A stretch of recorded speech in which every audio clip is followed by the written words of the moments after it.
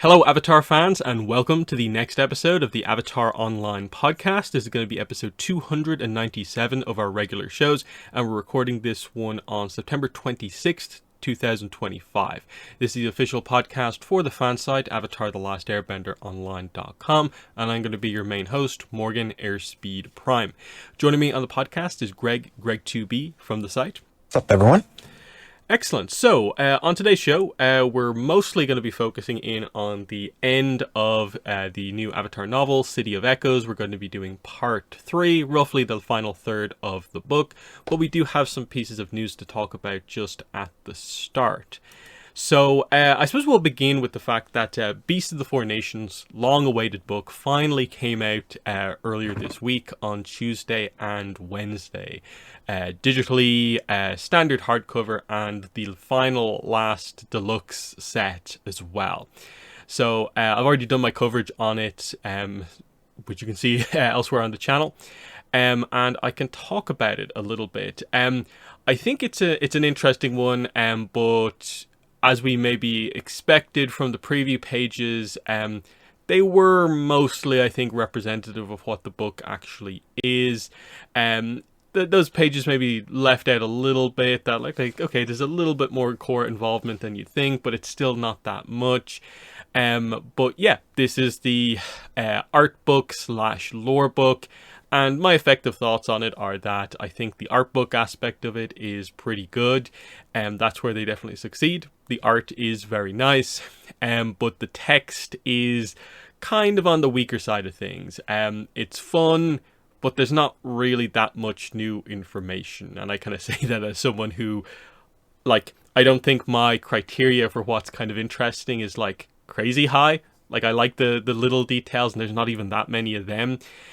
So I definitely get the impression that something changed at some point with this book when it came to, I suppose, maybe the scope of what it was, because I do think it's weird that none of the marketing really for the book ever mentioned the fact that it was, like, written by Aang. Whereas, like, a lot of other books usually would mention if they're going for that in-universe thing, whereas we had to find out about that from the preview pages. I don't think that was maybe the original plan. And on one hand, it makes the book a little bit kind of maybe more fun because it's Aang referencing the episodes, but it maybe overly kind of does that, and it's more focused on the stuff you already know about the animals rather than new stuff. It's cool to have it. It's just, I definitely get the impression that this book could have and probably should have been a little bit more impactful than it actually is. But what are your thoughts on, Beast of the Four Nations? Where are you at now that it has actually released? Yeah. I don't know. It does feel a bit sort of disappointing, and I don't know if that's just because we've waited so long for it, or because originally the idea that we had and that was sort of presented to us had a different sort of scope in mind of the book as you're talking about. So I don't know. I think I'll definitely probably get it eventually on digital, just sort of read through it and sort of, check out the art and stuff like that. Because even from the preview pages, that stuff definitely looks good. But in terms of adding it to my collection and not having started with the whole sort of deluxe edition, I don't know if I'm going to be getting it in that way in physical copy directly.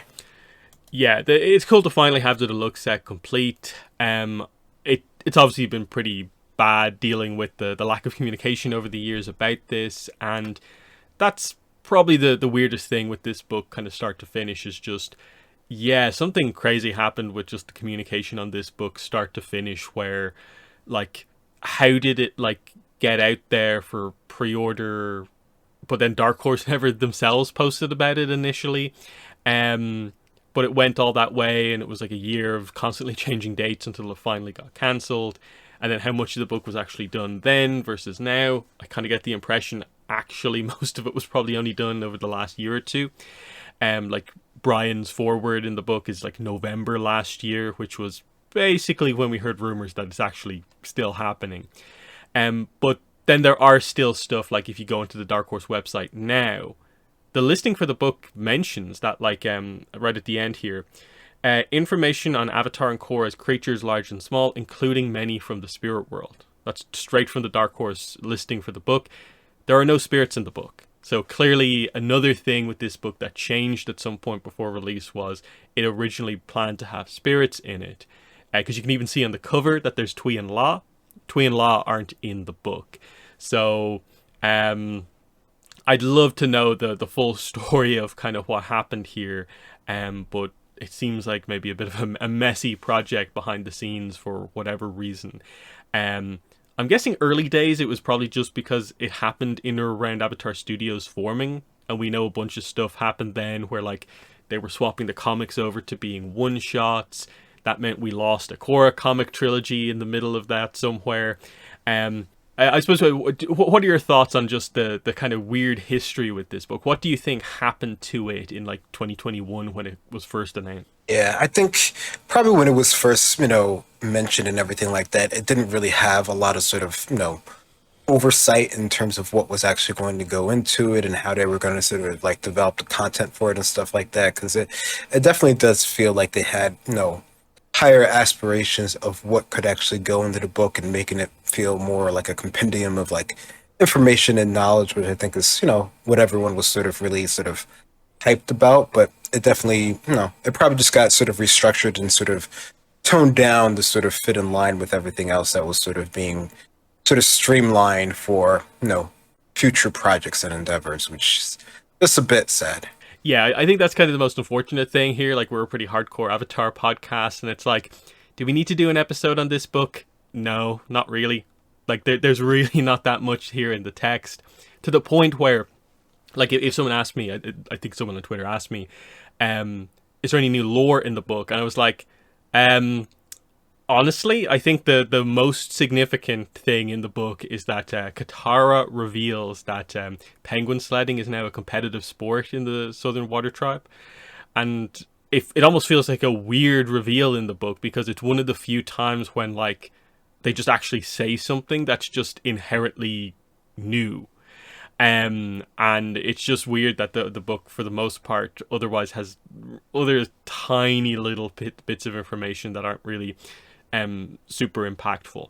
I would say that the Line Turtle entry is kind of interesting just because it kind of has to incorporate some of the stuff from Korra and Beginnings in and clarify some lore stuff just because it's such a mysterious animal. So they again double down on the idea that, yeah, they were hunted by humans. They're, as far as Aang's aware, there is only one left. And then interestingly, it seems like Aang is aware of the whole beginning situation, that like people used to live in the back of Line Turtles and Line Turtles gave them the elements and stuff like that. Doesn't really explain specifically how he knows, but I think the implication, I guess, is that through the kind of energy bending knowledge transfer, I guess Aang is also aware of this as well. But yeah, it's mostly get the book if you want the art rather than going for the text, unfortunately. But we'll move into our other piece of news, and that is that kind of the thing we were wondering if we were going to get on the last podcast where we talked about the New York Comic Con panels. They finally did it, and that is the press release. So we got one of these ahead of San Diego Comic Con. Now we get one of them for New York Comic Con. So Nickelodeon celebrates Avatar: The Last Airbender's 20th anniversary at NYCC. So it's actually very similar. It's borderline identical to the San Diego Comic-Con one, but there's a few key details. Of course, New York Comic-Con, October 9th to the 12th. The first section goes over the daily booth activities, which we didn't know about before. So they're going to have Boy and the Iceberg photo opportunities, the Wulong Forest GIF activation, Appa photo and digital GIF opportunity, augmented reality bending journey, costumed character appearances, and giveaways and stuff like that. The only thing that doesn't maybe seem to be here is they don't seem to really emphasize that there's like a huge like Nickelodeon or Avatar store here like there was in SDCC, but I'm assuming there'll be something equivalent there ultimately. But what are your thoughts on just that, the kind of floor, the kind of, there is going to be actually a big presence on the show floor for Avatar, not just the panels? That's cool. I mean, that's, I like that they're going both coasts, with this sort of huge sort of, Avatar 20th anniversary, sort of just making it seem like it's a big thing. And I'm sure, like you said, they usually always have ability to sort of get some sort of merch, even if they don't have like the full sort of like dedicated store on the store floor. So I would expect something there at least as well. But no, I think that's cool. I'll definitely check it out to see what it is. Yeah, I think the only kind of news we're kind of really waiting for is to see like if when they announce convention exclusives and that. Like, I'm assuming Jazzwares will have something. They might just have the SDCC stuff also available at NYCC. But that will be a little bit closer to the event, though it's not too far away at this point. It is only like 2 weeks away, basically. The rest of the article just goes over, interestingly, two of the three panels. It doesn't mention the publishing panel here. I can't really, in my head, obviously figure out why they leave it out. I'm guessing that one's more with the publishers, like comics, and then I suppose this side of things is mostly the entertainment side, but they focus on the merch panel where it's like other companies as well. I don't know. What are your thoughts on that? Why did they talk about two out of the three panels but not publishing here? Yeah, no, I don't know. I mean, yeah, I don't know if that's like a specifically like a reason sort of like on high that they had that just to sort of push people towards these two and not the other one. I would think they would, want them to go to all of them just to sort of get the information out there and stuff like that. So yeah, I don't know. I wonder if that's just, how they wrote this article.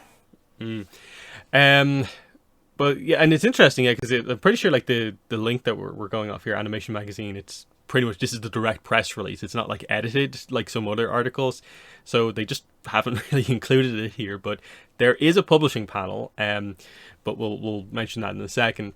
The first panel they mentioned here, Merch Nation, Avatar Legends, action figures and games. Same description as SDCC. It'll give a preview of the all-new toy and game lines for the next year with exclusive reveals. There'll be trivia and a chance to win special prizes. So based on SDCC, this should be Magic the Gathering and Jazzwares focused, because Magic's in a weird spot where I think they're waiting for their big reveal on October 28th is when they're doing the debut stream for the Avatar set, which will start spoiler season for the Avatar set. Magic actually has their own convention ongoing at this point, and they didn't really mention Avatar there earlier on today, so they are definitely waiting. I think there'll be something at it, but I don't think it will be a focus. So I'm assuming Jazzwares will have to go quite hard here, because it's really weird, the communication surrounding the Jazzwares toy line, in that like you just can't really find much information on it, even though if you're in America you can get some of the stuff in like Target, but like there's no listings for like the products in the first wave. Like you can't order it online except for like the Zuko figure. That's like the preview figure. So that line is meant to be out in October, November. So like it's like 5-6 weeks ish away from like full launch. So there's a weird thing with communication kind of going on there. But I don't know. What are your expectations for the merchandise? I don't know. I mean, I'm really curious about it because it felt like that was really a big sort of push that they were doing for everything, but it feels like that sort of has ramped down, and I don't know if that's because they're like, waiting for bigger projects to happen so that they can really push it hard and stuff like that, and this is just sort of like the in-between phase where they're just sort of like, I don't know, but they have a panel there, so you would think that they have, enough to show it to make, the hour-long panel worth it, right? So, I mean, yeah, it's not in like, one of the biggest rooms or anything like that, but it's still a panel, still, taking a block of time. It is on Thursday, which is an earlier day, which is, when less important events typically tend to happen. So I guess there's that to factor into things as well. But I don't know. You would think they would have some sort of, larger presence and larger just sort of media outtake on it. Yeah, I'd like to see Magic go kind of pretty heavy here.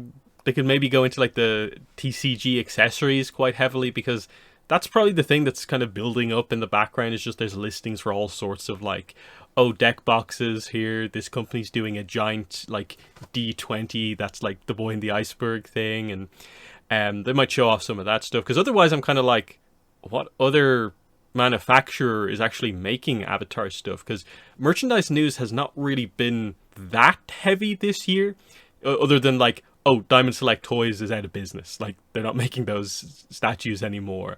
We haven't seen anything about Funko in quite a while, but given that the last wave was one of those NFT waves.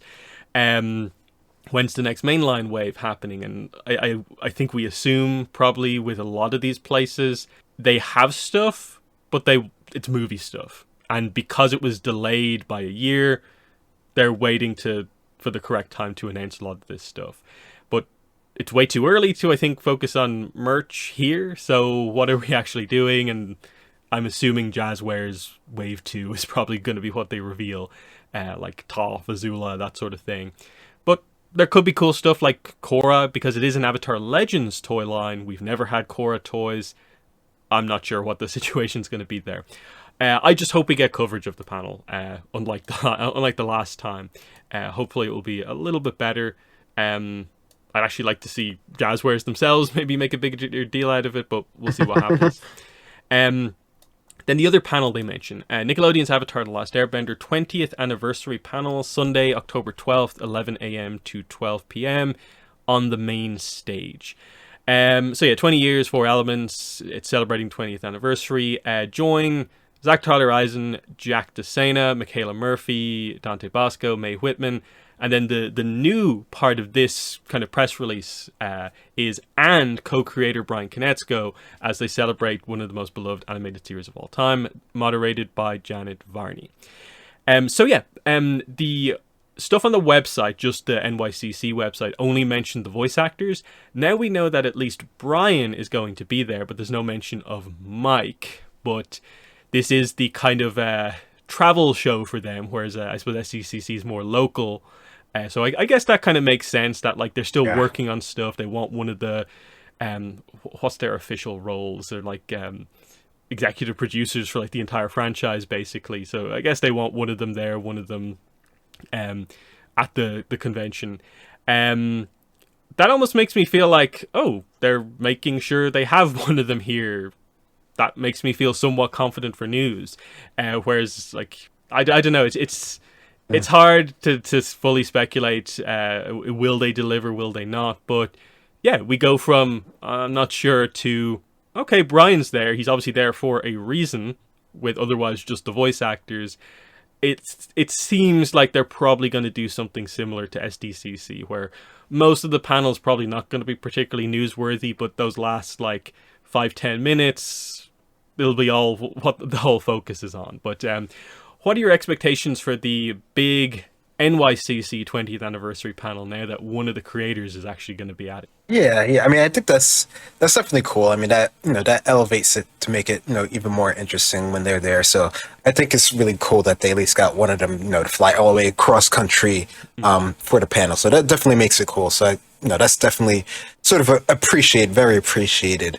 In terms of what we'll actually sort of get out of it, I mean, if we do get like one nice sort of news bit, that's something that we didn't know, I'd be that'd be pretty cool. Because I don't know if I would really expect anything that much at this point in time. Like, we know they're still in sort of like the trenches of things, and as far as we know, things are still sort of like on time and on schedule. As far as the current schedule timeline that we have, at least. So yeah, I don't know. I don't know. I would think that if they had both of them, then we would get like some really, really big news. So just only having one of them, I don't know if that makes me think that there's going to be something sort of spectacular, but you never know, I suppose. Yeah, like I think that's the thing. It's like it's not going to be a like big blowout kind of crazy amounts of information. It'll be probably some sort of equivalent to SDCC. It'll be a small early kind of preview piece of information that they can make these kind of still pretty far out panels feel impactful by just dropping a small piece of information. Because like the Seven Havens image was exciting, but there wasn't really that much to it when you actually properly break it down.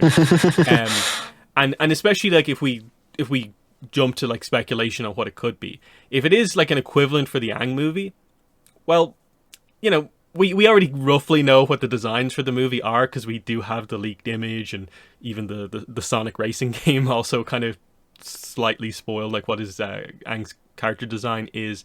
It's Aang. It's the characters that we know. So like if they just reveal that, it's it's cool that they're finally getting talking, but like the image itself, like how impactful is it actually going to be? But that would make it worth it. I think most fans would be really, really happy to just come out of this panel with the first preview image for the Aang movie, given how long it's been like officially announced and after all the delays. It doesn't need to be trailer 1 a year out. Some people might have crazy expectations, but I think it's going to be pretty standard in that regard, where like they'll probably recap, go over the stuff that they said at SDCC. But yeah, I think the expectation would be that, yeah, when you talk about the Aang movie, don't just mention the logo. You know, let's hope there's a little bit more to it than just the logo, and we can maybe get through like a press release, maybe our first like official description, like just like 1-2 line description of what the plot of the movie actually is, and then an image, regardless of how many characters are in it. But what would your expectations be? Assuming there is some small piece of news, what do you think that piece of news actually? I mean, besides what we already know, I mean, if we could get like actual character designs officially for the movie, I think that would be pretty hyped. If we got, I don't know, any sort of like behind the scenes of it, maybe that might be even more interesting, just to see sort of how they're developing things. But that seems kind of even less likely in my mind. I wouldn't expect to see anything sort of like moving unless it's like, you know, one of those just sort of like hype trailers or something like that with the logo, which we don't really need any more of those, I feel. So I don't know. I guess I would hope for just something along those sort of lines if we got, you know, anything new at all. I suppose we can't completely rule out the idea that what if they just do like another reveal on Seven Havens. I would be surprised, but there's also some stuff like, say, like, hey, we don't have a logo for Seven Havens. It's kind of weird that the two things have kind of opposite information. So like, we have a description of what the series is and an image for the show, but no like logo, release date, or like voice actors. But we have voice actors and a logo for like one of the other things and a release date. So it'll be nice to get some kind of crossover in that regard.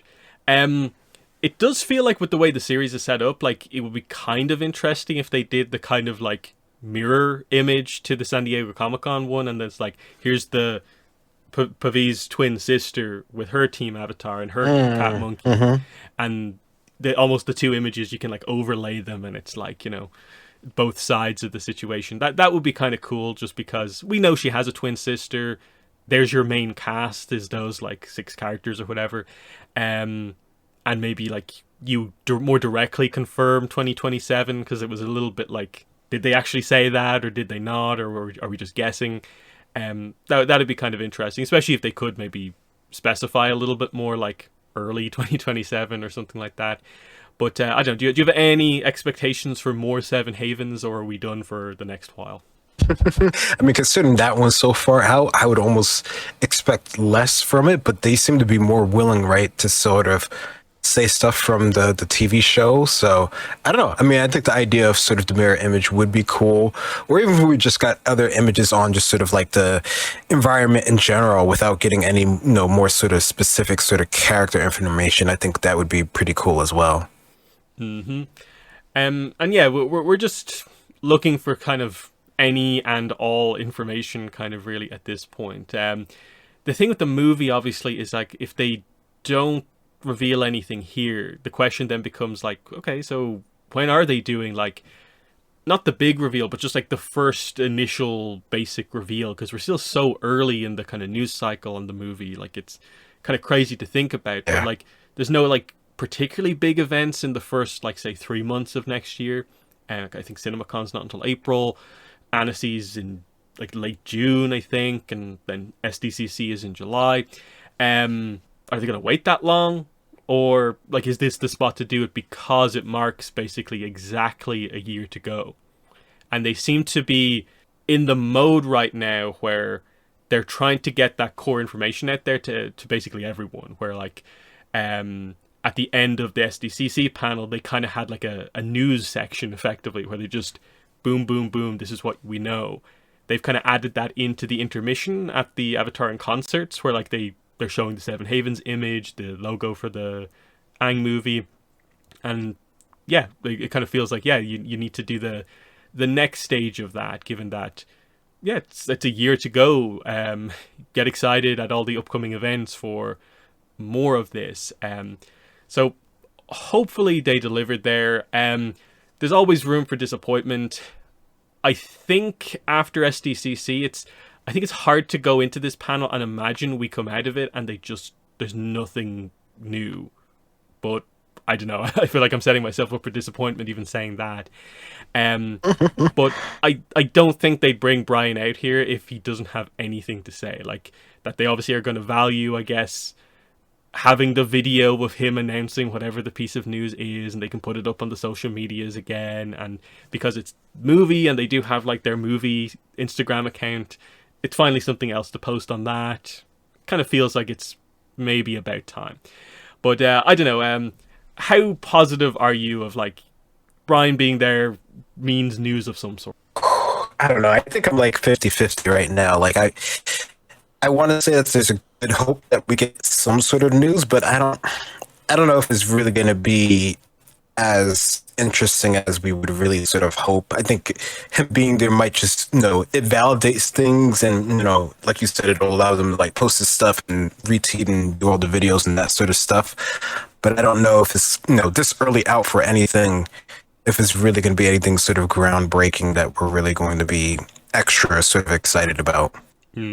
Yeah, so not too far away from this. And then, of course, we do have the publishing panel as well, where we do actually expect some proper news to happen, mainly because like Dark Horse kind of like basically hid the news. Like, it's actually kind of weird that like so many people just aren't aware that they announced 2 books at SDCC. They're going to have to properly detail them here, and especially because one of them is like a whole different format with the 3-issue miniseries, and it's the next Korra comic, like first one in a whole year. They need to deliver there. And then there's also the expectation that like, okay, Abrams are probably due an announcement here as well, and I'd be pretty happy with just that, like knowing what the next book is in To Follow City of Echoes, more information on the Kaya comic, on the Kyoshi Warrior comic. But I also think Dark Horse, I'm almost going to be disappointed if they don't reveal something else as well that's like properly new. Just because, I don't know, I just have expectations that going into like the Avatar Studios year, they're actually going to accelerate in some way or some form. But I don't know, what are your expectations for that publishing panel? Yeah, I don't know. I mean, I think we're definitely going to see a lot of stuff to coincide with the movies and, when we get to the show and stuff like that. But I don't know if I would expect a lot of that to be announced here, unless it gets sort of like announced, earlier or something. But no, their panel's on Friday and the big one is on Sunday. So unless some of that stuff gets sort of held back to be announced later on as a tie-in, I don't know. I don't know if I feel that they're going to announce anything really new in terms of any of the new sort of projects at the panel. I think it's going to be a lot of, sort of what they've been going over and maybe making it more clear since, not everyone is exactly sort of up to date on things. So I don't know. I wouldn't be surprised if a lot of it is on sort of the current stuff that they have. I do hope that Dark Horse does have some new stuff, because it definitely feels like, ever since they got sort of like backburnered on the way that they're sort of letting the content out, that they sort of have just been sort of coasting right now. So I do hope, and we know they can produce new stuff. So I hope they have something along those sort of lines, even if it is for the sort of old stuff that we already have been seeing. But yeah, I don't know. For some reason, I don't really see as much coming out there. I feel like they're going to talk a lot about their sort of like current projects and not as much in the future. Yeah, that is definitely the other point here, is that a lot of the publishers, like I think we basically know it, let's like say Penguin Random House, from some of their listings, we know they have like 5 books that they're going to do for the movie, and we know the types of books that they're going to be, even though we don't have them officially listed. But like, yeah, in like 6 months we're going to see listings for the 8x8 picture book. We're going to see the kind of like I Am Aang book for older Aang type thing. all those kind of standard books that you always see are going to happen. But then, like, yeah, the big thing is like, how do the comics work here? Are we just continuing on as normal? Is the adult Aang era now open? Is prequel stuff a possibility for the comics? That's what we don't know about. And yeah, I don't think they're going to announce anything here, but it'd be nice if they, without announcing anything, just sort of said that, like, we have stuff related to the other stuff that we will announce, like, next time or something like that at the next convention. Because I think in the background we kind of more or less know that that's where probably most of the merchandise makers, publishers, everyone is that the delay to that movie has affected a lot of stuff, way more than we actually know, because most of them hadn't actually announced their stuff for the most part. Probably the only kind of high profile thing kind of still going ahead is the Magic the Gathering set, which would have been like perfectly positioned to come out like right after the movie, but now it's obviously or right before the movie. Now it's still a year out, but they had to release that set. So yeah, weird stuff, but hopefully we come out of New York Comic Con with a little bit more information. I think we need an image for the movie just to give the fandom confidence that it's for sure happening. As in, like, they're still kind of almost talking about it in a way where, like, are there production problems on this or what? I'm a little bit unclear about some of that stuff, but hopefully they deliver and it's not too far away. But yeah, that is basically all of the news, and we'll jump into finishing off our coverage for the new Avatar Legends novel, City of Echoes. So we're going into part 3 here. It's literally listed part 3 in the book. We're going to start with chapter 33. Where we left off, of course, we had the invasion of Ba Sing Se. Jin kind of had to jump into action, and a bunch of stuff happened. Longshot got injured, Gong Gong died, we had his funeral, and the setup going into part 3 is that Jin doesn't want to just sit around doing nothing. She wants to immediately jump into action, and so the mission that they had planned out before the invasion was that they're going to Lake Laogai to investigate to try and get Susu back.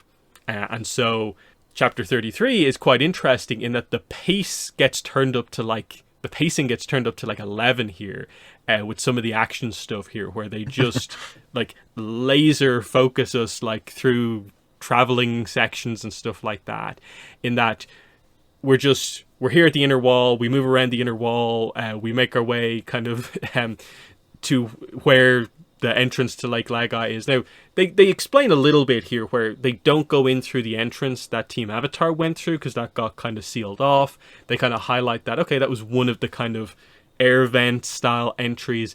They go in through more the main entrance, which they kind of track around because Smellerbee and Longshot actually know the area quite well and they go into a little bit of backstory here, which is, how did they get Jet's body out from Lake Laogai? And they kind of cover that they had to fashion this kind of crazy sling thing, and the two of them, Smellerbee and Longshot, had to kind of do this kind of crazy thing going up the stairs, the kind of ladder, kind of holding Jet's body and in a way to get out. And this is how they actually like got him out. That they actually had to like move him quite a lot, in that there's a little bit of a trek to get back to Lake Laogai, and they had to do that in reverse to get him to where they've kind of laid him to rest. So there's some kind of cool logistic stuff kind of in a way that kind of ends up happening here. But yeah, pretty quickly we're in Lake Laogai. We get down there. There's a few Dai Li guards down here. Smellerbee takes one out. Schwen takes one of the other ones out, and they look around the place. And basically what we get here then is there are 2 cells with people in them. In one of the cells is just one person, and it's actually General Sung, one of the Council of 5 members who they meet in here. And then in the other cell, it's actually the other Judees, but I don't think we find that out until next chapter. But the big reveal that we get for this initial chapter here is General Sung in this cell. Now, General Sung, of course, is the guy from The Drill. the kind of, inept leader of the defense of the walls. So he gets a little bit of a redemption arc across these chapters here. But what are your thoughts on this chapter here as they make their way all the way into Lake Laogai and we find General Sung? Yeah, I mean, I think them getting into the island, I think, it does it pretty quickly, but I think you get the point. And I don't know, maybe it is because, we've seen the show that we don't necessarily need to know as much information about it, but the way that they go about it is different. And I do like, I really appreciate sort of the backstory fill in on Jed and how they dealt with his sort of body. Because, you would wonder, it's not like they were in a place that was like easily accessible. So, it's cool to know that they had to do, some jiggering to actually get his body out. And, they have to figure out how to get in there, a different way, since we did see sort of how the other way, at least, was sort of damaged. But of course, like, expected, and they even make note of this, there are multiple ways to get into this secret hidden base under the lake. But yeah, I think it was cool to actually see General Sung. I think that's, it's pretty clear who he is as soon as you sort of understand his character and sort of, his role, especially when you get into the next chapters when they sort of start to explain things a little bit more. But it is interesting that they chose to have him. I guess we didn't get that much information on him before that we, feel like we knew all about him or anything like that. So I don't know. I think it's interesting to see him come back and actually play, a particular role that helps our new sort of heroes here, considering how inept he seemed before. Yeah, because this is an example of the show taking a character in a high position and almost like going overboard with the kind of crazy presentation of the character to the point where it's like, he's one of the Council of Five members. And they actually have to kind of fix the character here a little bit by being like, oh, no, he actually is really, really capable. Like, what he does in the next chapter is actually, like, very, very impressive. He is a talented character. It's just that, I guess, he completely had no clue how to deal with the drill because it was just a crazy situation. He didn't have the tactics to deal with a really odd attack like the technology that was the drill. That's kind of what your takeaway is after your experience with Sung here, is that more like, okay, he had his worst day possible when the drill came. It wasn't representative of him most of the time. But the very end of this chapter is interesting because Smellerby and Longshot, of course, have met the Avatar. Sung has met the Avatar, so they actually discussed that a little bit here. They're like, hey, we heard from the Avatar you were a hindrance, and Sung talks about, he was a pleasant enough young man, he tried his best, he really did. They ask, oh, where is he now? You didn't hear then, he's dead. So this is this interesting situation where we're just about post book 2 in this book. So yeah, a lot of characters are the few characters who kind of know what happened think Aang died in the middle of like the book 2 incident. How many people actually know that he was actually, taken away and actually survived? Really only the people who were on Appa and saw him actually wake back up. So Sung thinks he died and everything that happened. So just an interesting point, because like Aang is not really a huge focus in the book, or even like Jin's perspective on the Avatar necessarily. So it's interesting to have this kind of cliffhanger be here, but it's mostly just to kind of, I think, catch the audience who knows this continuity up to speed with, oh yeah, this is where we are. Aang is considered dead at this point. Get your head in the right space in terms of where we're at, because we're basically into book 3 now. But what are your thoughts on that interesting way to end this chapter? Yeah. I mean, in any other sort of case, that would be like a super serious sort of like, cliffhanger, right? Like, having, heard that your main sort of character is dead, and they're like the hope for the whole world, that would be pretty serious. And, we can see sort of the instant reaction when we get to it in the next chapter. So yeah, it definitely, maybe sort of like a unnecessary cliffhanger, considering, this show's been out for 20 years. Like, everyone sort of knows, anyone who's like really into it, sort of knows that. And if you're only reading it from like this book as like your first sort of like introduction, you don't really have any sort of connection with Aang, right? Like, Jin, she's not really sort of like into the avatarness enough to really sort of care, even though it was sort of a big thing in her home sort of village. Susu is sort of more into, the avatar and sort of the meaning of it and sort of, the Wens and their sort of family. So if they heard that, they definitely would be sort of like all up in arms and upset. Jin is just sort of like, this is sort of like what happens to everyone because we're in the lower ring, right? So she's just sort of like, I'm just going to move on with this. It's really everyone else who's had any sort of interaction with the Aang that really sort of feels the sort of effect of this. Mm-hmm. And yeah, as we go into chapter 34, Jin's reaction is sort of like, wow, he died and we really need him right now. And even though she maybe never focused on him too much, she's kind of like a little bit surprised by how much it kind of affects her, even if it's not like a hammer blow, basically. But yeah. For Smellerbee, she actually does get quite emotional about this, because, for her, I guess a few days ago, she was just hanging out with Aang, and Aang was trying to help Jet and all this sort of stuff. So she's distraught because, again, she's a freedom fighter. They're now fighting the right fight, and like Aang is on their side, so it's actually a kind of devastating blow.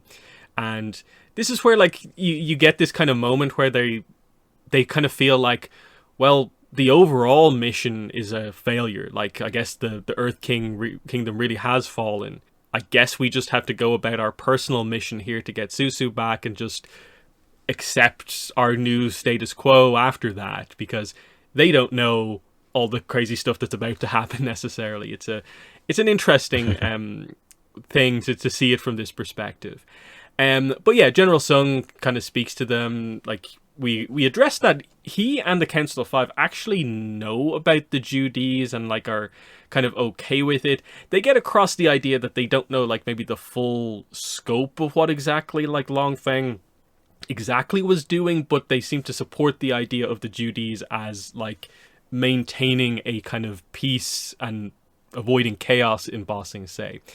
And yeah, he doesn't really like the Dai Li, but he's still loyal to the Earth Kingdom is the point that we're kind of making in all of this. Then we go into the other cell and we see the other Judees, so these other girls who are being trained.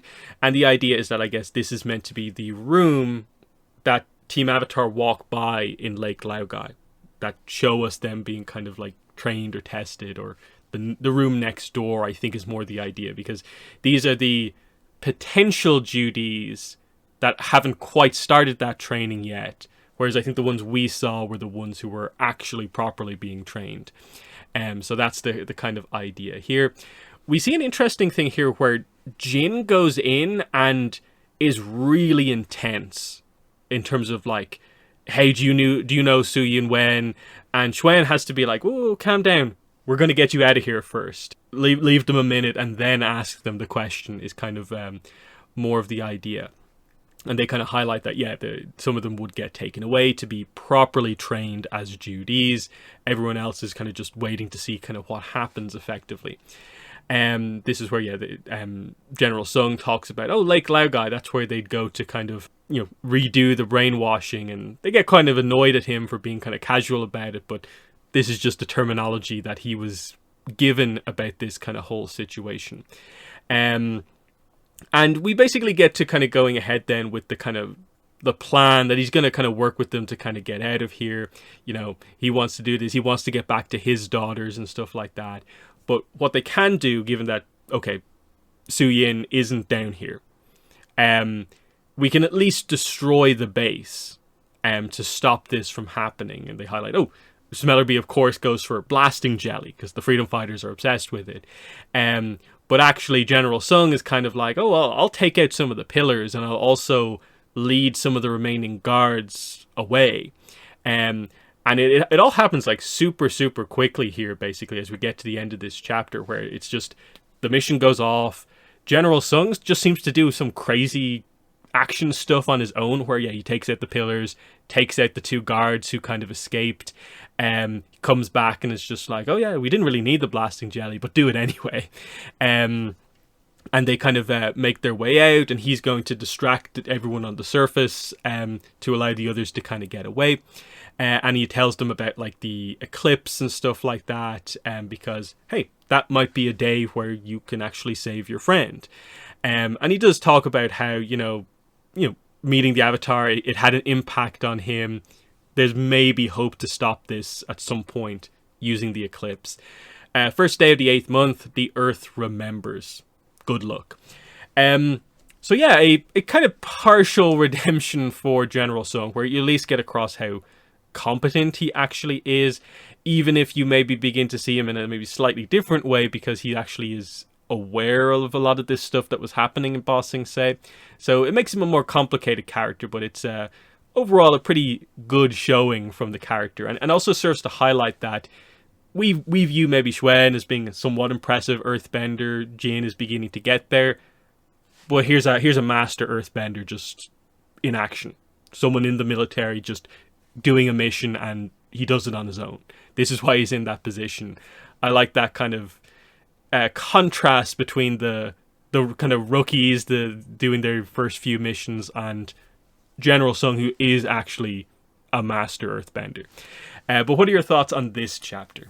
Yeah, I think you definitely come out with him with a more sort of slightly more sort of favorable, sort of opinion of him. At points you do seem a little bit like he has like no compassion, because he understands, or he knows sort of what's going on with the Judies and that they need like a form of recalibration, I think is what they said.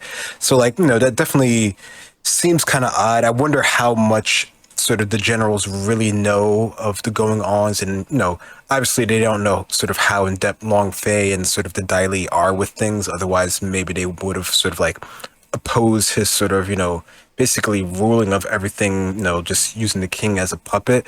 So clearly even the generals aren't sort of privy to everything.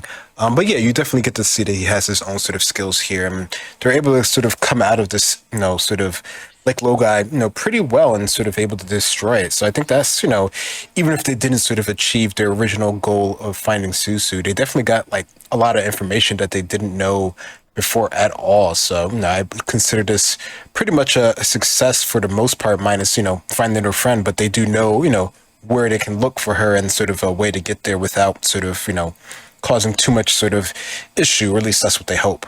Mm-hmm. And that chapter also answers like an important continuity question, because in Korra we see that the Dai Li headquarters is flooded. This is why it's flooded. We never had that explanation until now. And it's funny to kind of think that like, oh, who did it? It was General Sung, Jin, Smeller Bee, and Xuan. It's like, oh, that's actually really interesting just to know that they're the ones who did that. And yeah, they do bring the potential Judies out with them. They have 7 of them. And as we go into 35, this is a bit of a transition chapter as we go from the kind of end of one mission into the start of the next mission, where we highlight that, General Sung clears the way for everyone to kind of get out. And yeah, there are 7 of them. Some of them are going to go back to their families. The ones that don't have families anymore, there's 3 of them. Jin brings to the Wens to the bakery, and they're going to stay there to kind of help everyone out. And that's kind of where we position some of the Judies in terms of, okay, we've saved them, and there's also more help for the bakery here. Including, interestingly, the older girl here is given the name Cai, which interestingly is the same name as the cabbage merchant. And it's another one of these weird examples where you see this in the RPG, you see this in the comics a little bit, and you see it in the novels. The weird kind of like multiple use of certain Avatar names kind of rapid fire quickly. Because we only learned his name like last year, and now here it is being used again on another character. But anyway, so it's a reunion here back with the Wens. Mama Wen finally gets to kind of say her bit about kind of the loss of Gong Gong, because it's their first time interacting kind of since then. Then we kind of highlight that, oh yeah, the Silver Fangs are kind of laying low in the middle of everything. There's nothing really for Jin to do except do calligraphy commissions. Then we get a very interesting kind of continuity point where one of the big pronouncements that happens is that Judy is announced as the supreme administrator of Ba Sing Se. And this is interesting because it's one of the few, it's the only reference in the book to the comic Going Home Again, which is one of Jin's only other appearances in any media prior to this book. But this book doesn't acknowledge the actual Jin content from that comic, just that this is where this detail about Judy getting this higher position actually comes from. And I think everyone who's talked about this just is very confused about like the positioning of kind of going home again, or like, are they retconning it? Did they forget it happened? What? Because the approach of this comic, of this novel, would have you believe that, oh yeah, they're going to jump at every opportunity. There's a Jin scene where she interacts with Zuko and also Mei. Of course we're going to see that happen, but we don't, and they never acknowledge it. What are your thoughts on that? How do you view going home again in the context of this book not really addressing it? Yeah, that is kind of weird, the way that they sort of have that sort of omitted essentially, right? And I don't know. It seems like that would be a really good thing to sort of include in this, but that would change a lot, especially when we get to the ending of everything, sort of like how she views, sort of Lee, Zuko, compared to sort of in that book. So I don't know. I mean, would that be considered a retcon? Would we consider this more official than that other sort of story? Like, is there a hierarchy of that? Does it really sort of matter in the grand scheme of things? With such a character that isn't sort of like really sort of integral to everything overall. Although, seeing this, we see that she had a lot of stuff behind the scenes, right? So, we would think it would sort of matter to some degree here. So, I don't know. I don't know if I've really sort of parse how that really sort of affects. I mean, I guess for the most part, I would go by what's in this book, because this is the later media and this has more of the seal of approval, I guess. I don't know.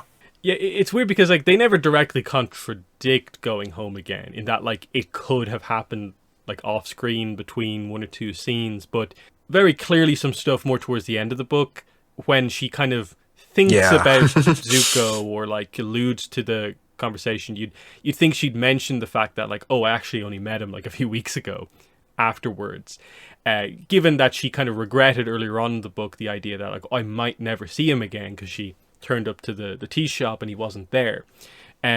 So it's a weird one where because of some of the other kind of continuity stuff in the book, it kind of feels like I think they might have just forgot it, like as in like they're not retconning the comic. I think they honestly just completely ignored that the comic existed for the most part, and maybe just came across the whole Supreme Administrator thing via some other kind of piece of information, where like they maybe got that from the Judy Avatar wiki page, but they maybe missed the Jin stuff on the Jin page.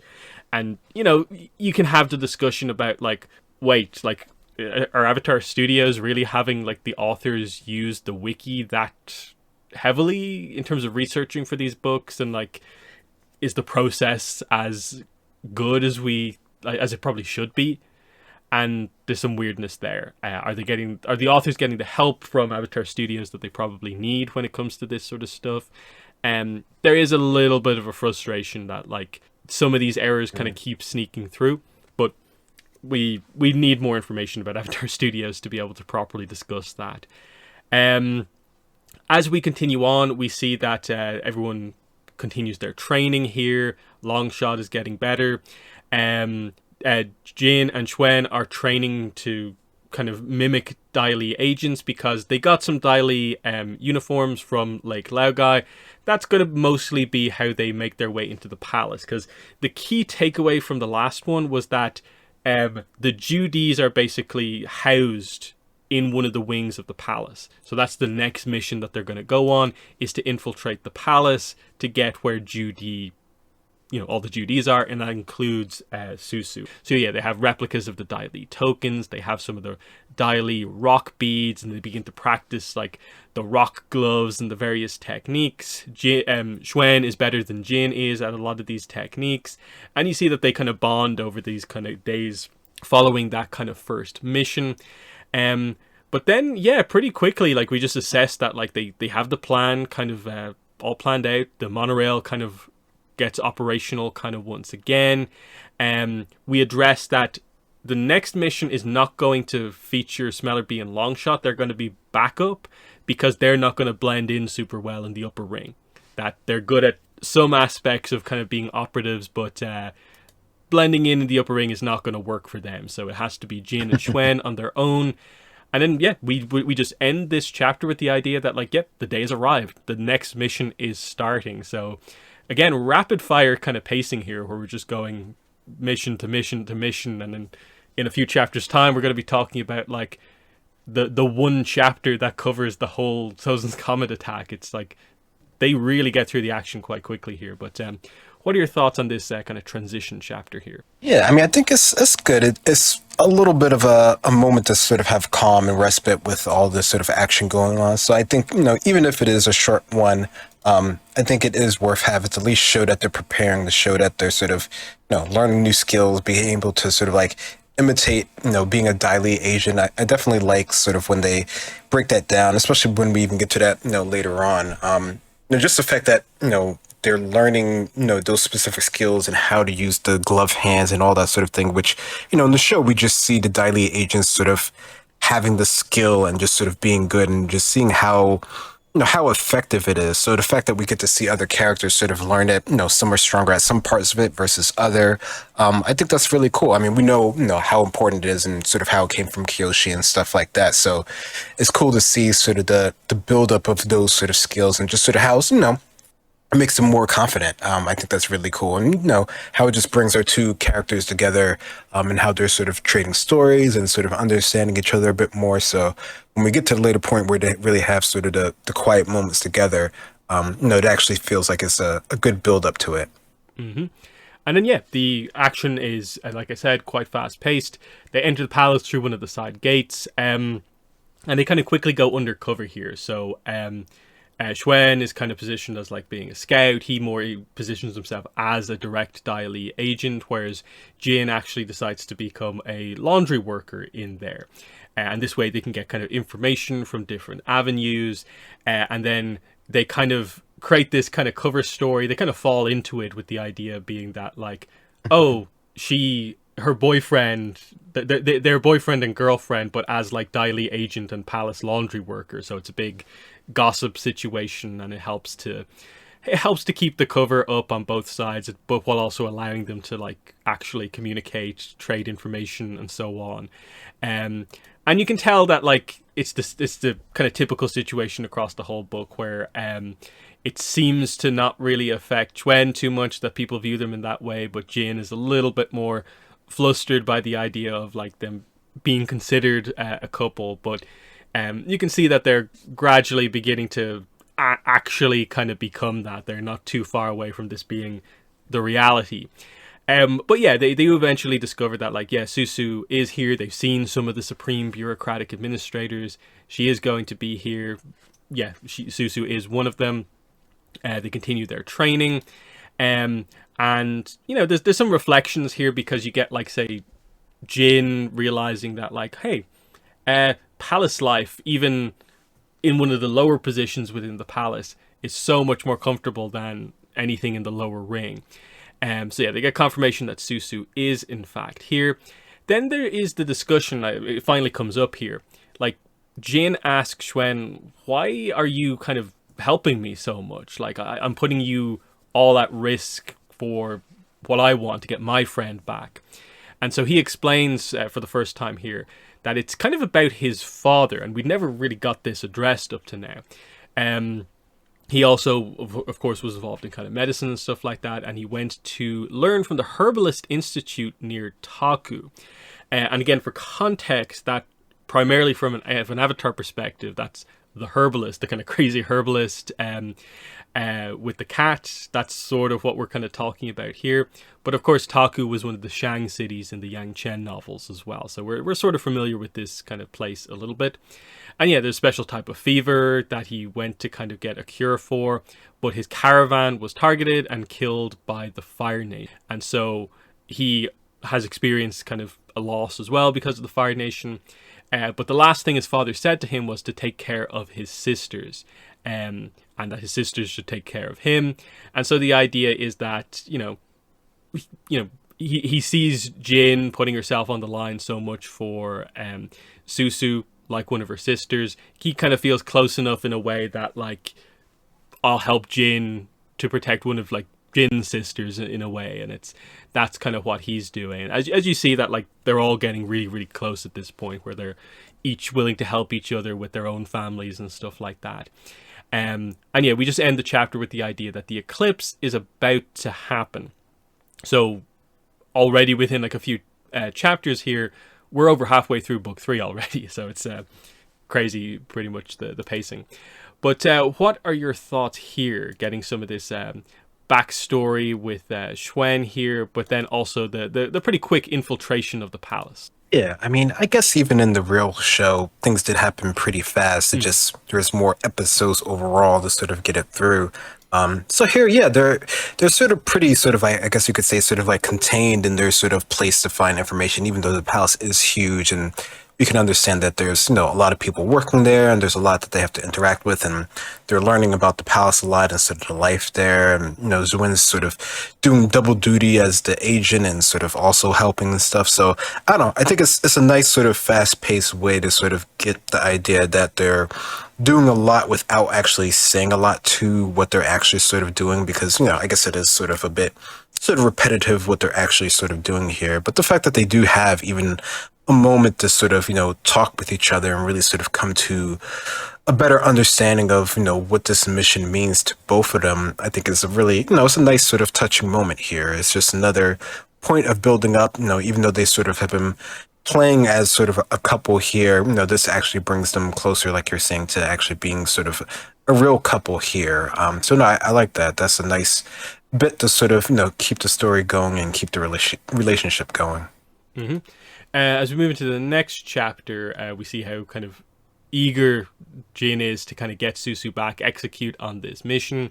It seems to be going well, where they hear gossip that, like, loads of the Dai Li agents have left have kind of left the Earth Kingdom for, the Fire Nation, basically, which I assume is like, this is like Azula taking her group of Dai Li that she takes with her. So that's sort of the idea there.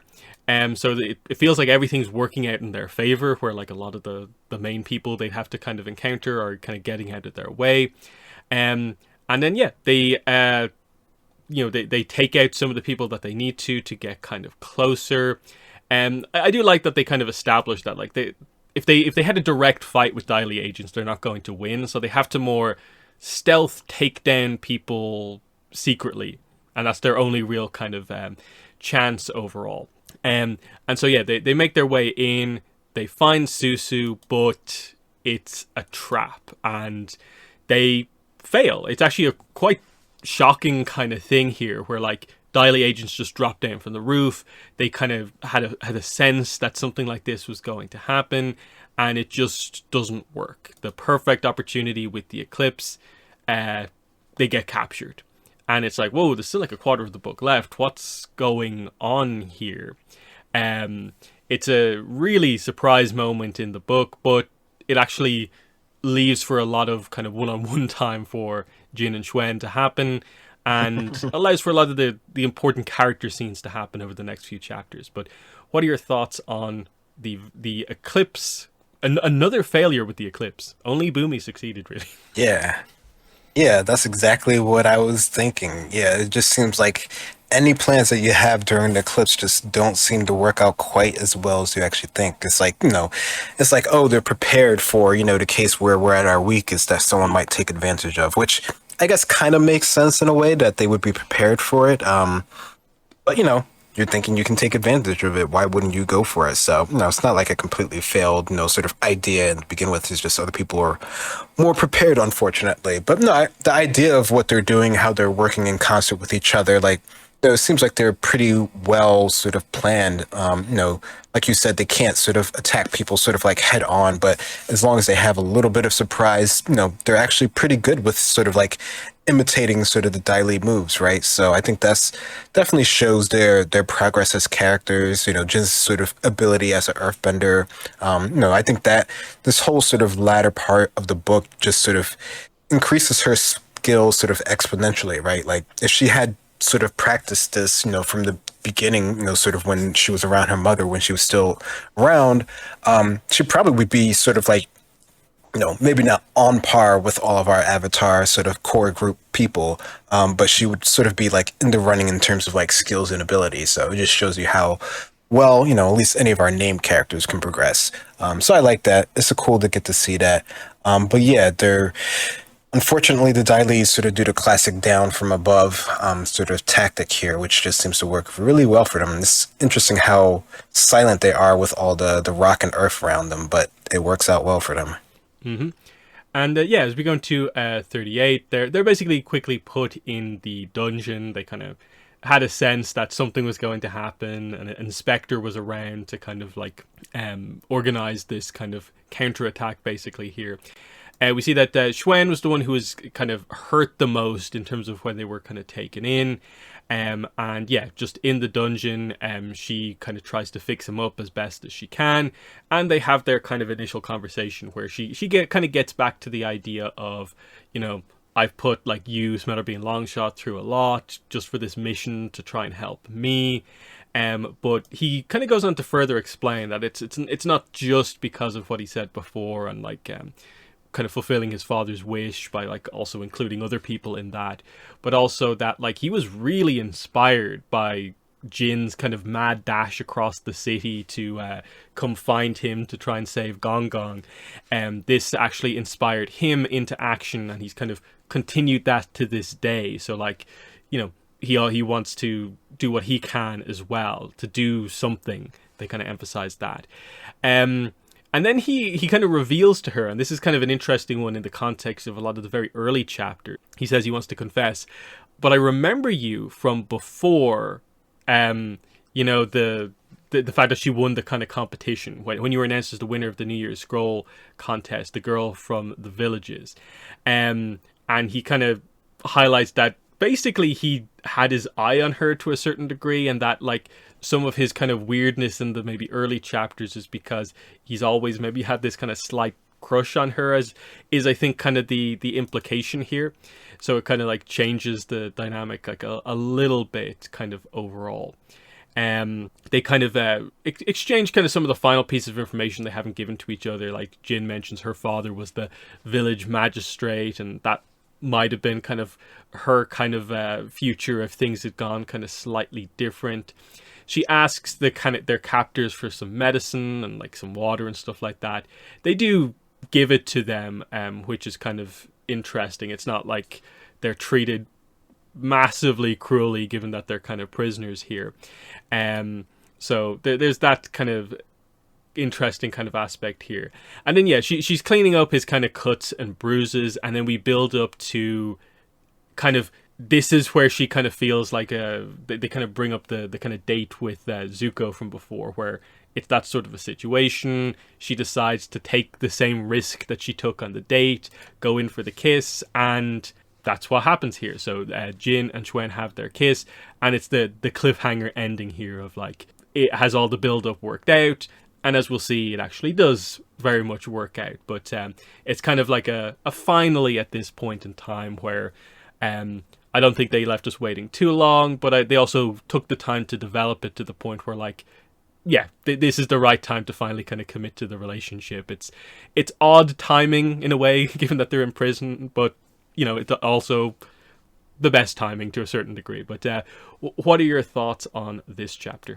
Yeah, no, I agree with that. It feels like this would be like, the improper tune moment to do this, but, this also might be the only moment that they have to do this, right? So it's a stressful situation, and they sort of have, like you said, they've built up to this even just in this chapter. They're sharing more sort of stories, sort of where Jin sort of would have ended up and how long he sort of, Juan's sort of known about Jin. So no, I think that this was sort of, despite all sort of the craziness of the situation, this was, well sort of built up to actually have their sort of first kiss at the end of this chapter here. But I like the fact that they're sort of, in this perilous situation, they're able to at least get some sort of, help for Juan and sort of his, I guess, ailments and sort of all the bruises and stuff, since he did get pretty sort of, roughed up in the previous episode, in the previous chapter.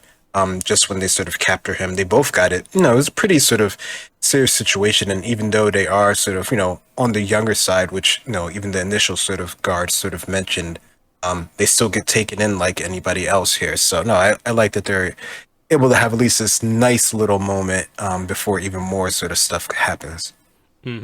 So yeah, as we go into chapter 39, we get that this is what she expected from the kind of the kiss, that like this is what it's supposed to feel like.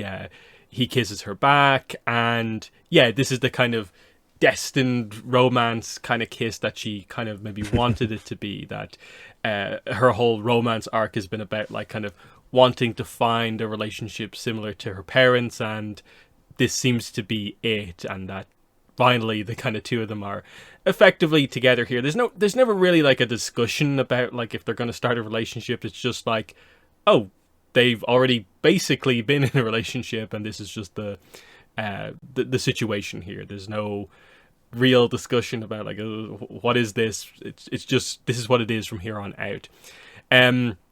There's a little bit of kind of joking about this because of course like his lip is bleeding and they just kissed and stuff like that. There's some kind of back and forth discussion where they kind of slightly insult each other back and forth, a bit of banter, but it's just the nice reaction to the kiss. Then we build to the next scene, which is that someone comes down to see them, and it's Susu. So this is a kind of surprise meeting, kind of highlighting that like the previous interactions that they had weren't all for nothing. That Judy Susu has thought about them and has actually come down to see them.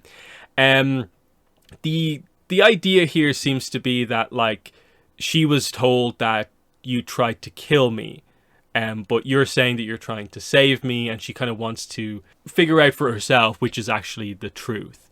That sort of situation. So Jin's a little bit more calm this time, and she realizes she has to take a slightly different approach, and is like, hey, can I tell you a story? And again, she goes through the stuff again, but like it's a little bit more casual. But this time she does begin to break through. You know, she talks about the bakery, her mother, Susu's mother, grandmother, her baby sister again, Ming. And there is a little bit of a moment here, but then Susu once again is just like, it's just a story, it doesn't mean anything, and she immediately goes to leave and is just like, I'm not going to come back. But this time I think Jin actually handles this quite well. If you come back and change your mind, bring us some roast duck and an egg tart from the kitchen. And Susu's just like, I might never return, I'll be here waiting. And she kind of thinks to herself like, have I just made the wrong choice there? But actually the kind of more casual approach of like teasing that you might learn something more next time we meet ends up kind of working out overall. So it's just that idea of like, she'll come back, she has to. I like the build up here of like, this is like their third kind of encounter post brainwashing. Basic, she better knows kind of what to do this time. But it's the next chapter that's the kind of big one. What are your thoughts on this encounter? Yeah, no, I think this was a good beginning that sort of actually break through or to cause, a little bit more doubt, to actually get sort of a chance to sit down and really sort of talk with, sort of this brainwash Susu. Because, she, like you said, there was like a glimmer of maybe some hope. And, Jin sort of mentions this at the end of the chapter. There's still a lot sort of, for Susu to realize that, there's something going on that she isn't sort of fully understanding at this point here. It seems like they really did, a pretty good job, but I guess this is at the point where, and we find this out later on, where they might have to do more to sort of keep her sort of in line here. So no, I like that, Susu at least, saw that something was off from the beginning, just from her own sort of, understanding of logic, even though she thinks, she's been sort of sold away from a really sort of young age.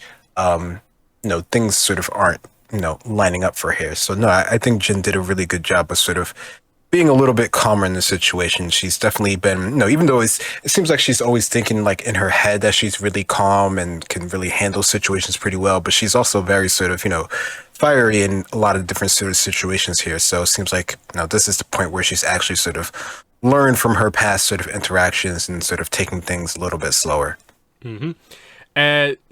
going to chapter 40, the first 2 pages are mostly just getting across that, like, a couple of days pass, Susu doesn't come by, she thinks she's made the wrong approach to handling Susu. There's, of course, a lot of time for her and Schwen to talk about things, and just deal with their situation of, like, how long are we going to be held here? What's happening? Are we going to be put on trial or something?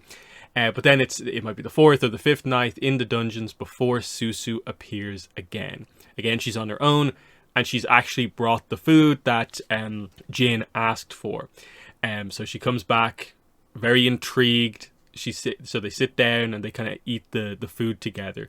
And of course, Schwen kind of just lets them do this. He kind of like hangs out in the background, just like almost like faking like he's asleep. But interestingly, he'll come into the conversation more towards the end in a second. But yeah, it's mostly just Susu sitting and listening to kind of Jin tell the more kind of casual, funny stories about like old Sek, Raccoon Crow and stuff like that. And then we get I think it's really well done, the moment where the kind of brainwashing finally cracks, and it's that, yeah, the egg tarts kind of come out. They're both holding them, of course. Jin holds hers up, and then just inadvertently, Susu taps her egg tart against Jin's, and it's like, I don't know why I did that. And then they eat kind of like in kind of tandem. They kind of like mirror each other's actions, and like, why did they just do that? And it's because they've always done this. That this moment, like, I suppose that represents their kind of friendship so much. Eating the pastries together. This is kind of the moment where it comes back. Tears roll down Susu's face, like, you do remember. I remember. And they hug, and she talks about how, like, I know I have a baby sister. I know it as certain as my own hand.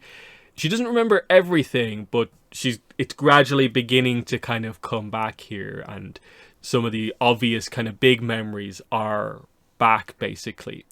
And it's interesting because it is just this kind of switch of, it goes from it's Judy Susu to it's just Susu. So Susu's like, who's that? You seem awfully close. And it's the kind of teasing stuff from a lot of the other chapters are back straight away. And it's like Susu's kind of missed Jin starting this relationship, but she immediately sees that, like, they are actually really, really close overall.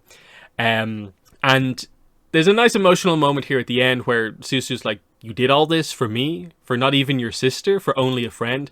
And this is where Schwen finally gets up and is like, whoa. You're not only her friend. You are practically sisters. Jin has put herself in danger many times for you. She wants to get you home. And he's like, it's exactly how one of my older sisters would behave if she ever lost her memories. And she jokes that, I should start calling you little brother soon then, a worthy companion for my Jin. Only if she'll have me. And Jin has this moment where she has now her kind of, the two people that she loves most in the world kind of back in her life. And it's that idea of, like, she's lost Gong Gong, but she's gained Schwen, and now actually she has Susu back. So this as sort of the partial resolution to, like, the main premise of the book is, I think, really, really well done. I think they built to the brainwashing breakthrough really nicely with the bonding over the pastries. Like, it started with the mention of her family, of her sister, but it's the kind of friendship that kind of broke through in the end, and then immediately Susu's back. So, like, her character, her teasing comes into play straight away, and you see that, this is this new trio that you're going to have kind of going forward, which is kind of interesting. But what are your thoughts on this important chapter? Yeah, no, this was very nice. Very important to sort of have this sort of trio, this, connection between the characters sort of reform and be sort of created. I think this is nice, the sort of moment of final sort of like full recognition, even though, Susu says her memories are still sort of like jumbled up. There's enough there for her to really sort of understand what Jin sort of means to her, and sort of having this connection back with each other after, everything that they have sort of been through. So no, I thought this was really done really well. It feels very much so like how when they sort of brought sort of Jet back from the brink here, just sort of having to sit down, having to talk, bringing back the memories, bringing back sort of what was really sort of important to Susu and her family. So no, I think this, goes in line pretty well with what we know in terms of how they're able to sort of, break through to brainwashing without, even having anything sort of external to really sort of force the mind to come back. It just took a little bit longer because the sort of brainwashing was a bit sort of stronger on the Judies than maybe they did on sort of Jet. So no, I thought this was really nice. As we go to chapter 41, they establish that kind of in between chapters, they fill Susu in on the kind of gaps in her memory. She kind of is able to tell them about stuff that they don't know about in terms of the bigger picture, that there have been other uprisings, rebellions against the invaders in and out of the city. And Jin is feeling very confident because Susu is back. And then their day of judgment arrives. So they're finally going to be brought before whoever they need to kind of answer to for potentially what they're accused of is like trying to assassinate one of the Judies. And we get the crazy reveal here. Like, this was very confusing, I think, first time through in terms of like, wait, what's happening here? It's Aunt Sumi who's here. And she's wearing the emblem of the Dai Li. And Xuan is immediately like, I suspected Patron Wu, but it's actually kind of been you all along. And you're like, wait, what's going on here? And then Natsumi, at least initially, almost kind of comes across as a villain. And you, the newcomer, once you appeared, the younger ones got braver, more daring. We could use people like you. And there's a little bit of like, they don't quite know exactly the information about the other ones, and that like she's praising them for kind of getting this far in a way, but like she's not actually the villain, and they just full on think she's betrayed them completely, but that's not actually the full situation. So she then brings in Dr. Jan, so this is Xuan's mother, and she's of course shocked because Xuan's all kind of beaten up from being captured and stuff like that. And he's really emotional because he was convinced that like his mother was taken away and potentially killed. He didn't know what happened to her. And you know, what exactly happened here? They're kind of at this halfway point between, wait, you're not the villains, it's not this giant betrayal, but what's actually going on here? What's going on in the palace? There are grander schemes operating within the city. And so the idea is like, it's more about the trust situation. Why didn't you trust me to include me in on this kind of plan overall? And she kind of agrees with that. You're working with the Dai Li, you're responsible for them being here. And then Ansumi brings up, you know, like, do you know how to play Pai Sho? And kind of gradually brings up the point of like, you know, make the connection. What am I trying to say here? A piece can serve multiple purposes in the hand of a Pai Sho master. Not all Dai Li agents serve the Fire Nation, and that's the kind of twist to a certain degree here. If we throw ourselves immediately into the fray, we reveal our hand too early and risk being burned. We have to assess the layout of the garden, the positioning of our enemies, and wait for the most strategic time to strike. And then we get the reveal here is that it's a White Lotus tile. That this is the kind of point that's being made here, is that Ansumi is White Lotus, and that actually they've strategically, quote unquote, betrayed people to join the Dai Li in order to find out that not all the Dai Li agents betrayed the Earth Kingdom to side with the Fire Nation. And so it gets explained more earlier on. It's probably one of the more complicated sections of the book here, because you already don't know that much about this group, and you get this giant reveal about them, and like who betrayed who, undercover double agents, what's going on here. What were your thoughts on this, your initial reaction reading through this kind of big reveal chapter? Yeah, no, I definitely understand the idea that it didn't feel quite as clear as you might have thought it was sort of on the first sort of read here, which I guess part of that is sort of like intended, like it's supposed to be to sort of like what's going on, you know, who's really betraying who. So, no, in that regard, I guess, you know, mission accomplished. They definitely sort of got that feeling there. You know, it does, I guess, eventually become pretty sort of clear that, you know, there's, like they're saying, there's bigger plots going on, that there's bigger things than, you know, what sort of two low-ranking sort of Silver Fang people might sort of actually know. No, it's not too surprising that we are sort of getting sort of the White Lotus. I think they've done, you know, a good job of hinting at that from pretty much, you know, near the beginning of the book, that there's other groups and other sort of things going on that we might need to be aware of that of course Zwen and sort of Jin wouldn't be sort of privy to, and they even say they're not really sort of Paisho players, which just seems like a common thing that most of our younger characters they don't really see sort of the sort of strength of the game, sort of the understanding of the logic and the puzzles behind it. Zuko's always sort of complaining about it and stuff like that. So I guess that seems sort of like on par with most of our younger characters here. But no, I think overall the fact that we do eventually get to see that they're part of a bigger thing. I guess that kind of makes sense considering how we now know the White Lotus operates, right? And sort of the Silver Fangs is sort of kind of sort of along that lines, just that they're more sort of like localized and focused to Ba Sing Se and the lower ring, and sort of keeping that sort of working. But the fact that they're willing to do various different things that may not be completely on the up and up, that kind of feels sort of like White Lotus now that we sort of know how the White Lotus operates. Yeah, like this feels like more of a reference to sort of the Kyoshi Yang Chen era White Lotus, where like it is actually an organization capable of like manipulating the world politics.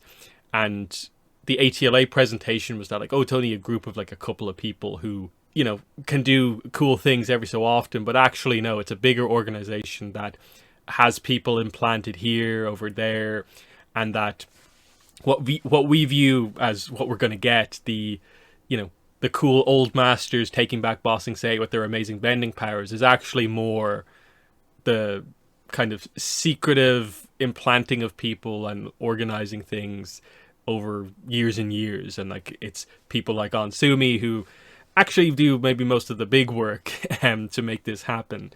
And it's kind of interesting to consider that and see that there's two sides to it. The big attack from the main Grand Lotuses, and then these other people here. At the start of 42, we get an interesting piece of information. They are told that Omashu has been pulled out of Fire Nation control. There's rebel forces across the Earth Kingdom taking out Fire Nation caravans, striking where it hurts.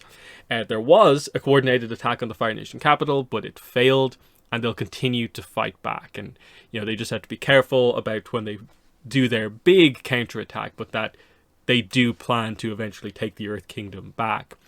And yeah, just a lot of the reveals happen here. We're pretending to keep the Silver Fangs subdued, but we're going to have to jump into action at some point. We need to make sure that the people don't give up, so we're going to have to coordinate a message being sent out to everyone in the lower rings. Sort of the idea. And so yeah, Xuan and Jin are going to be quite heavily involved going forward, but Jin kind of puts down the kind of law here that like, look, I need to make sure I get Susu out, that this is just as important as anything else. And they more or less kind of discuss it, agree to it. There's this idea that kind of like off-screen Xuan convinces them all to kind of put in a little bit more work to get Susu out as well. But yeah, that's how this kind of mostly all happens. And yeah, they're given kind of like kitchen uniforms and some more equipment as they kind of set up the kind of next mission, which is sort of the how do we escape from the upper ring secretly while also bringing Susu with us, given that Susu is one of these supreme bureaucratic administrators. We do have to effectively do what we plan to do initially and like almost like kidnap her from the palace. How do we do that successfully this time out? And that's kind of the setup with this chapter. But what are your thoughts on this one? Yeah, I like that they're finally getting the loadout of the situation of what's going on, sort of like the backstory of some of the rebel forces that have been successful, some that haven't been successful, and they're sort of now they know sort of that there's a bit more sort of hope. I like that that's sort of what you sort of get out of this. Like, even though they've sort of been stuck in jail and many of their plans haven't sort of gone the way that they sort of wanted them to be, there is still hope. I think that's the main point of this, and that the fact that they're going to have to, when they do get out, hopefully able to continue passing on the message that there is hope and to be ready to sort of strike back at some point in time and figure out some way to do it, which considering sort of Jin's sort of skill set and Zwin's as well, that feels like something that would be right up their alley, right? So it feels like they're sort of in the perfect place, assuming they can get out of here, to do that sort of specific mission here. But no, I like that they're still keeping sort of their goal in mind to get Susu out, despite sort of everything else that's going on. They're still sort of keeping that in mind, because otherwise, what would be the point of doing all this up until this point? Mm-hmm. Going into 43, the first part of this is mostly just the continued planning of this mission. They're given their kind of equipment. They quickly make their way to the kind of wing of the palace where the Supreme Administrators are, and then we get the kind of crazy, again, unique situation here where Susu is kind of being held hostage by one of the other Ju Dis, who's upset that, in her mind, Susu, Jin, and Xuan are ruining this amazing thing that's happened to her. So this is a Ju Di who actually is okay with being brainwashed because, from her point of view, she was taken from the lower ring and now has a high position in the upper ring and kind of has this kind of really nice life. And the fact that she's brainwashed doesn't matter to her. And they unfortunately just have to accept the fact that they're not going to be able to convince her otherwise. And so in the middle of this standoff where Susu is at risk, they just have to knock her out and leave her there and take Susu away. It's a really intriguing topic that actually kind of makes a lot of sense in this book specifically, where we really have been emphasizing the struggles of the lower ring. It's not all bad, but it is definitely a struggle. There's a huge difference. Even in one of the lower positions in the upper ring, where you're in the laundry room of the palace, it's much better than most things in the lower ring. There's a huge gulf in kind of class in that way, and this brings it up, and the idea that there is no fancy solution if someone honestly feels that they're fine with being brainwashed to be in this position. It's intriguing to think about this, and like how many more of them might actually feel the same way. Very unexpected, but I actually liked this exploration. But what are your thoughts on this turn of events? I agree, considering how much they've talked about this whole book over how bad things can be. It's not too surprising that someone who has, some modicum of power, even if it is sort of a puppeted sort of power, is fine with the status quo. Like, what does she care if, people are doing other things, as long as she's able to sort of live her life, have fancy clothes, have maids and everything like that. But of course, it's not just her that's in this position. There's like, a group of them, and, one of them sort of affects the all. So you can see why, in this case, why she's thinking that, like, if one of us leaves, then they're just going to, do away with the rest of us, which is eventually what we see happen. So, there's a bit of understanding there of why she's not like a completely sort of like, I guess you could say like evil character or anything like that. But yeah, our group here, Jin and Zwin, are able to pretty sort of effectively, without sort of any real sort of communication, sort of bring her down, which, this case, there's no other sort of earthbenders sort of lying in wait, sort of actually able to accomplish this without too much issue. Mm-hmm. Into 44, we have the kind of emotional kind of moment where, okay, we freed you from this crazy situation. We're now going to leave. They make their way down the kind of secret path. There's this kind of Pai Sho tile. There's a tapestry underneath that. There's a secret earthbending lock that Jin does the same technique on to get them through. Then there's some interesting, this kind of like kind of maze almost that they go through here to get the secret entrance out next to the monorail here, where they kind of have to follow the Pai Sho tiles kind of secretly. There's a little bit of kind of Cave of Two Lovers almost kind of aspect kind of going on here with the glow in the dark stuff a little bit. It's very White Lotus secret solution type thing. But yeah, the idea is that they get out there and we're free. They do quickly cover the idea, like, I don't know how we made it back to the lower ring. we've seen them go through the rings before. Like, it's fine. Somehow we find a way to get past the guards without needing to use tokens. But they get back to their neighborhood, and it's just this kind of nice moment because the book is from Jin's perspective. Jin and Xuan just kind of stay up on the rooftop over the bakery, and Susu drops into the house to have her big reunion, as like you just hear the cries of delight from the perspective of our like other two characters, and it's just this fun moment where they mostly have their kind of moment of like the mission after everything that happened crazy, it was a success. They kind of have their borderline almost I love you moment here, where they like say I like you as well. They kiss on the rooftop, and then Susu screams at them that there's an indecent public display from below. So the teasing is immediately back. And then there's the reunion as everyone comes down into the bakery, and it's just the happy reunion here, the true resolution of the plot that started in like chapter 6. They're finally all back here. And of course the other girls that they rescued from before are still here at the bakery as well, so there's that aspect as well. I like it. It's the right position to be, I think, really fast paced in terms of like hitting the key emotional beats of all of this.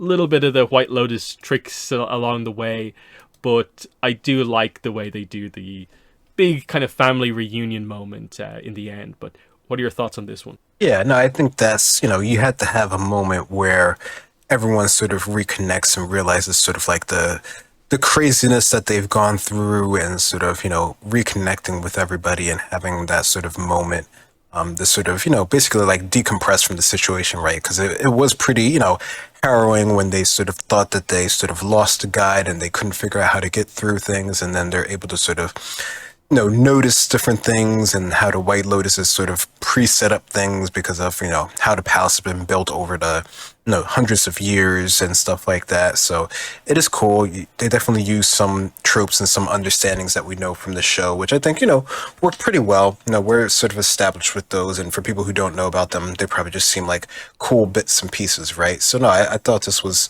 really cool, the way that they're sort of bring everyone back together and keep everyone sort of like up to speed for whatever the next big adventure is, because the city is still sort of under siege here, and there's even more sort of coming down the line here, but at least at this point everyone's back together, so there's a little bit more hope. After this, they kind of highlight that there's a little bit of a time to kind of calm things down until they wait for the Silver Fangs to kind of tell them the next stage of the plan. And there's a few things that we kind of catch up on here, like the fact that like, Susu has to discover that Gong Gong died, and that like when the time is right, she'll pay tribute to Gong Gong as well.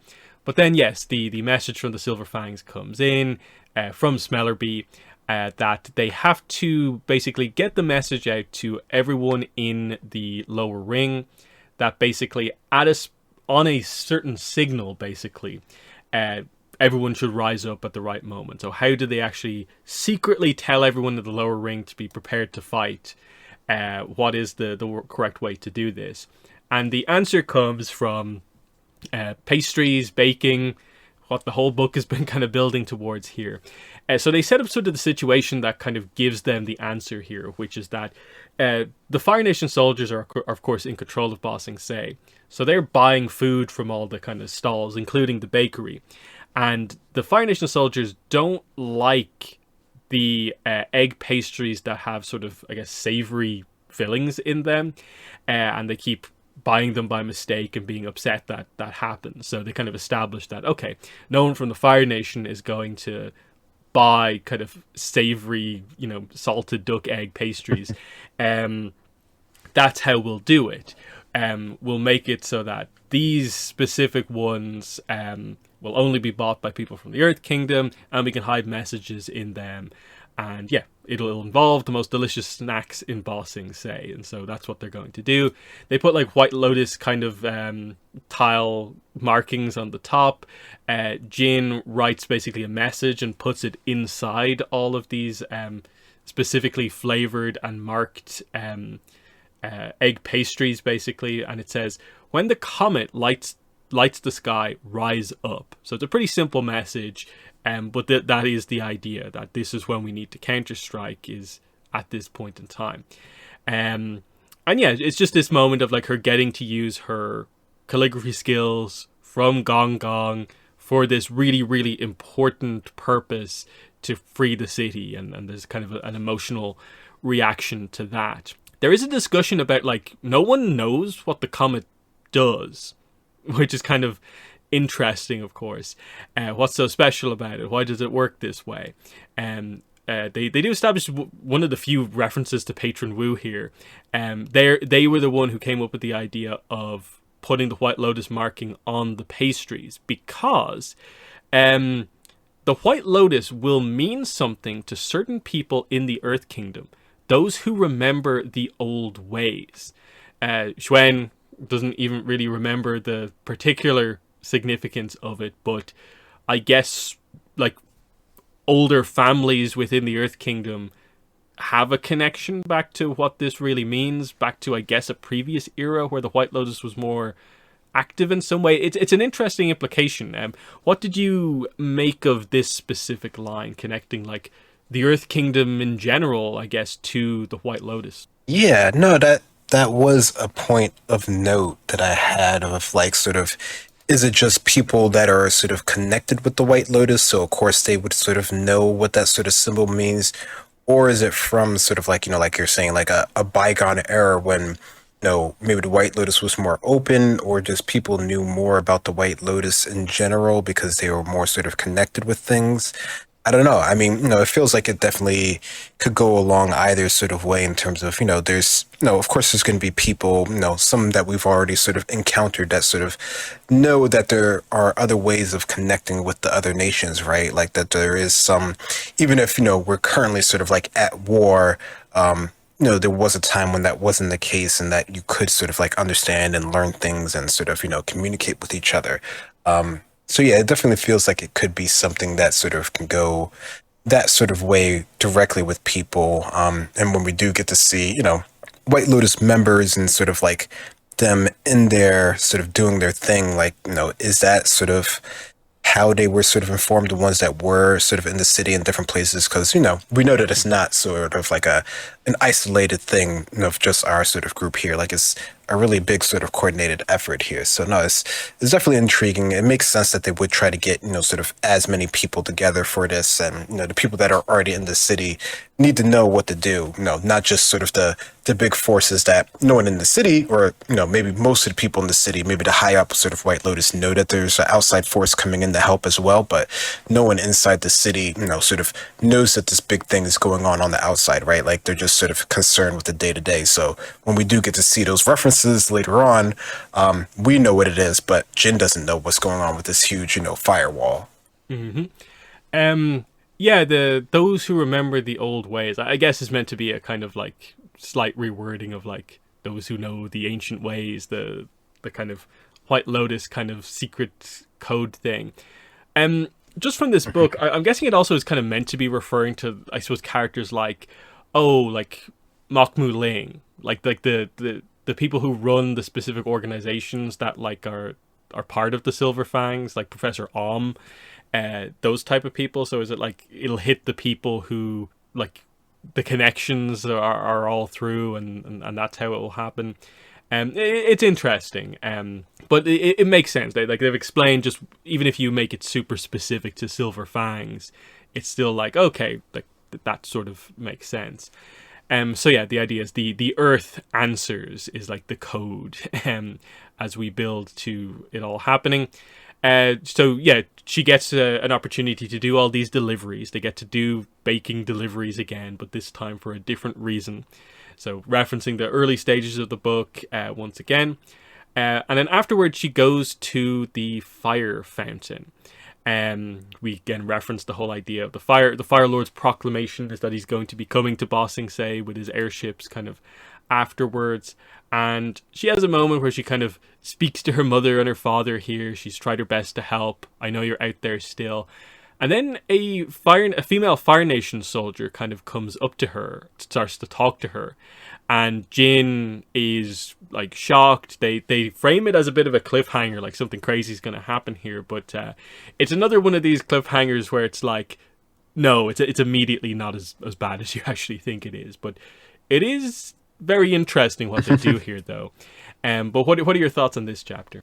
Yeah, it is interesting. I mean, I like that they're, it seems like things are sort of going well. She's able to deliver things, that sort of seems to be working pretty well, but there's always like, one little thing, at least that's what it seems how the book continually does it, where, like sort of, oh no, is this sort of like a stronger situation than it really sort of is, and we're sort of getting the resolution, sort of like you've mentioned in earlier discussions. So I don't know, it feels like that's definitely a trend, and here it is very quickly sort of resolved. But I do think it's interesting, and it makes sense that it would happen at this location at least, because that's sort of, has been sort of the core place for Jin as a character, and where she sees things and how it compares with her parents.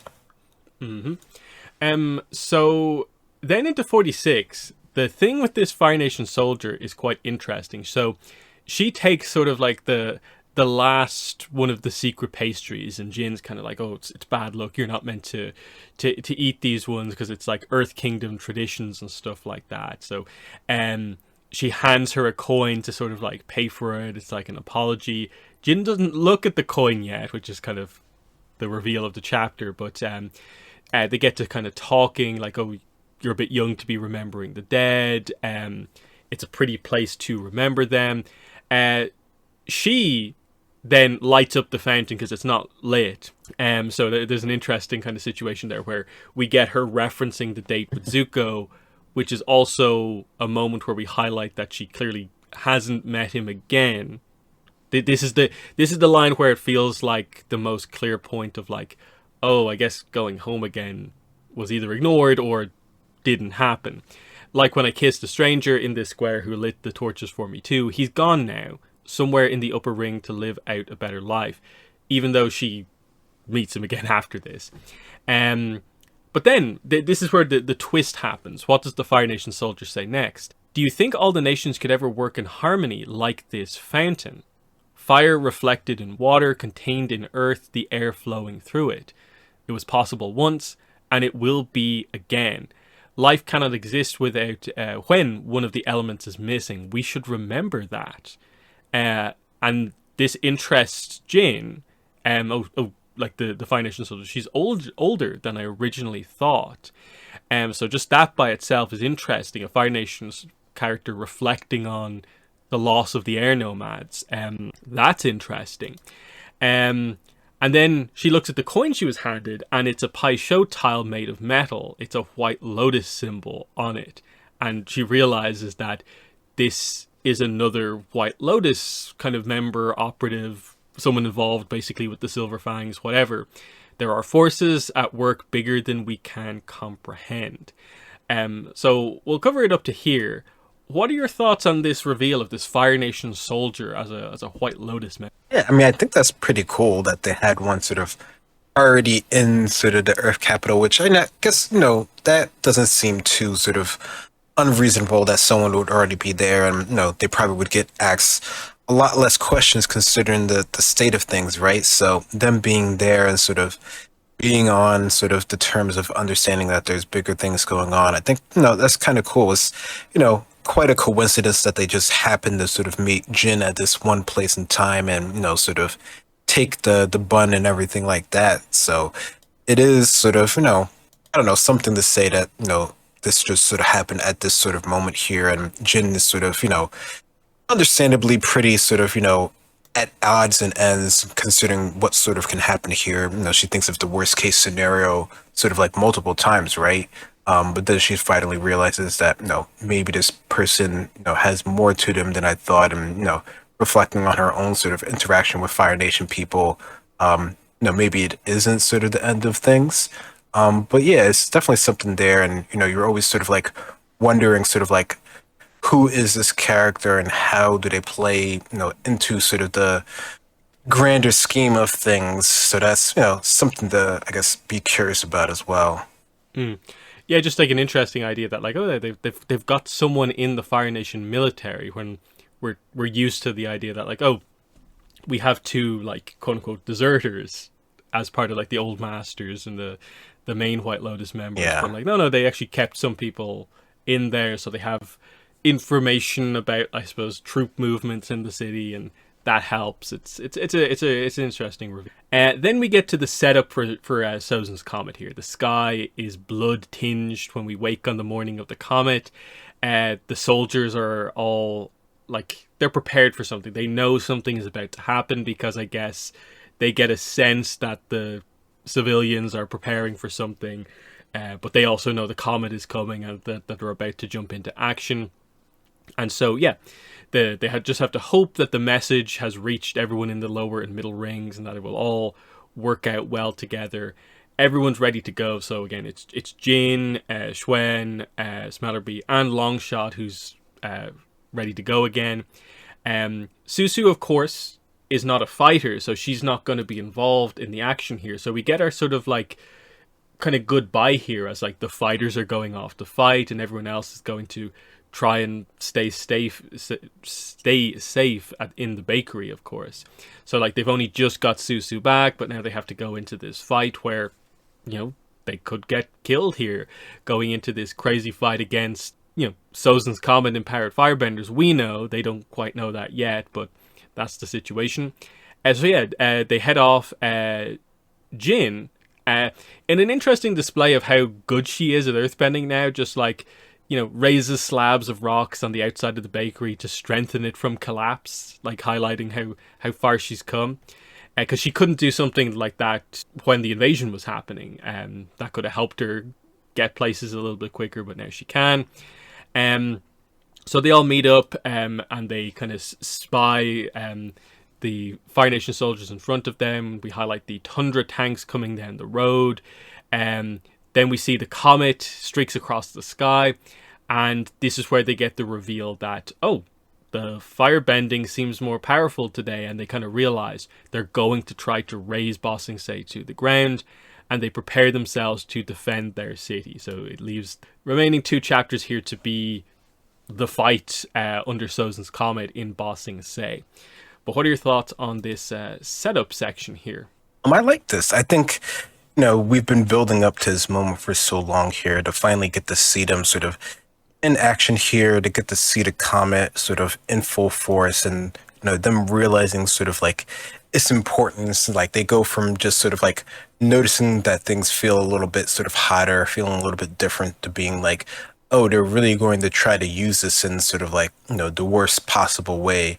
And we really have to do something for it. So, you know, it actually makes their sort of struggle feel all the more sort of worth it, even if they are just sort of like, you know, in the lower ring, you know, sort of trying to help the people that they know and the communities that they know. This is, you know, really a thing that everyone sort of has to be involved with. And, you know, we get to see how that plays out in the next 2 chapters. So I think this is a great way for them to sort of, you know, show the comet from the other side of things, from people, you know, just being in the city, not necessarily seeing how, you know, like Iroh and his group just sort of, you know, seemingly sort of like steamrolled over everything to just sort of come in and sort of, you know, just be like, oh yeah, we got things covered here. But no, there was a lot more going on and a lot more sort of planning involved with this, which makes sense considering how big Ba Sing Se is. Like, unless the White Lotus had like an equivalent force of Ba Sing Se, like, it would be pretty hard pressed for them to do it all on their own, even with sort of their, you know, super cool old master abilities. Mm. Yeah, because like as we go into 47, like we see like Jin, Shui, and everyone, they're involved in like the taking back of like one district, one like wedge of Ba Sing Se, but like what's happening in the one opposite them, or like 90 degrees from them, they can help out in 1 or 2 of them and move forward, but you know, it's such a big city that, yeah, more than just like 6-7 people are needed to make this happen. And so yeah, we just get this again, it's quite fast paced. They don't linger on describing the action like in tremendous detail here, but they get across the general kind of effect of our group is more of a kind of strike force in a way, where like they're gonna go in, take out people really quickly, because if it becomes like a pitched battle, that's not where we're great, because our group of four here is like an archer, someone who's really good at kind of like hand-to-hand fighting with knives and stuff like that, and then two solid earthbenders, but not like master level. So you get that idea of it's them as the main fighters, but then they kind of inspire some of the citizens, and they get more and more as they kind of make progress. You see the kind of citizens come in and they pick up weapons, and it kind of seems to grow and grow as they kind of get through this situation. And we do get this like really nice moment initially where like Jin kind of reaches her kind of in a way kind of peak to a certain degree as an earthbender, and like she's reveling in like how she actually feels powerful kind of for the one of the first times ever. And yeah, they take back their district pretty comfortably, because it's not the focus area, and it's going to build to kind of more other stuff. But yeah, we move on. We get the idea that yeah, they figure out the comet makes firebenders stronger. We do get this fun moment of the group of four here, where they put their kind of basically like Dao Fei kind of face paint on effectively. They put the red face paint on, which is kind of cool. And they kind of continue onwards. This is when we then get the idea that there are archers. Xuan is nearly killed here. For a second, I thought that, like, reading through this the first time, I thought they kind of absolutely kind of killed him here, because the initial description seems like devastating, but then he is actually able to rejoin the fight at a later point. But yeah, he gets hit with some arrows, none of them in like lethal kind of locations. We see Longshot, of course, is very helpful here with cover fire all over the place. With Xuan down, they get a little bit overwhelmed, and they don't know kind of really what happens to him. When they go back to where he was, he's been taken. And then we end this like second last normal chapter of the book with the idea that who arrives on the scene here, it's the Rough Rhinos. It's Colonel Monkey and the Rough Rhinos on their Komodo rhinos. They're here in Ba Sing Se. They're the ones who have sort of taken Xuan prisoner. And then the other thing you kind of quickly realize is, oh, we've actually been waiting for this, haven't we? Smellerby and Longshot are heavily involved in the story. These are the people who Jet wanted revenge against. This is what we're building to right now. The Freedom Fighters are going to get their shot at the Rough Rhinos. This is actually really, really interesting, and like this explains the connection of like why these characters were so heavily involved.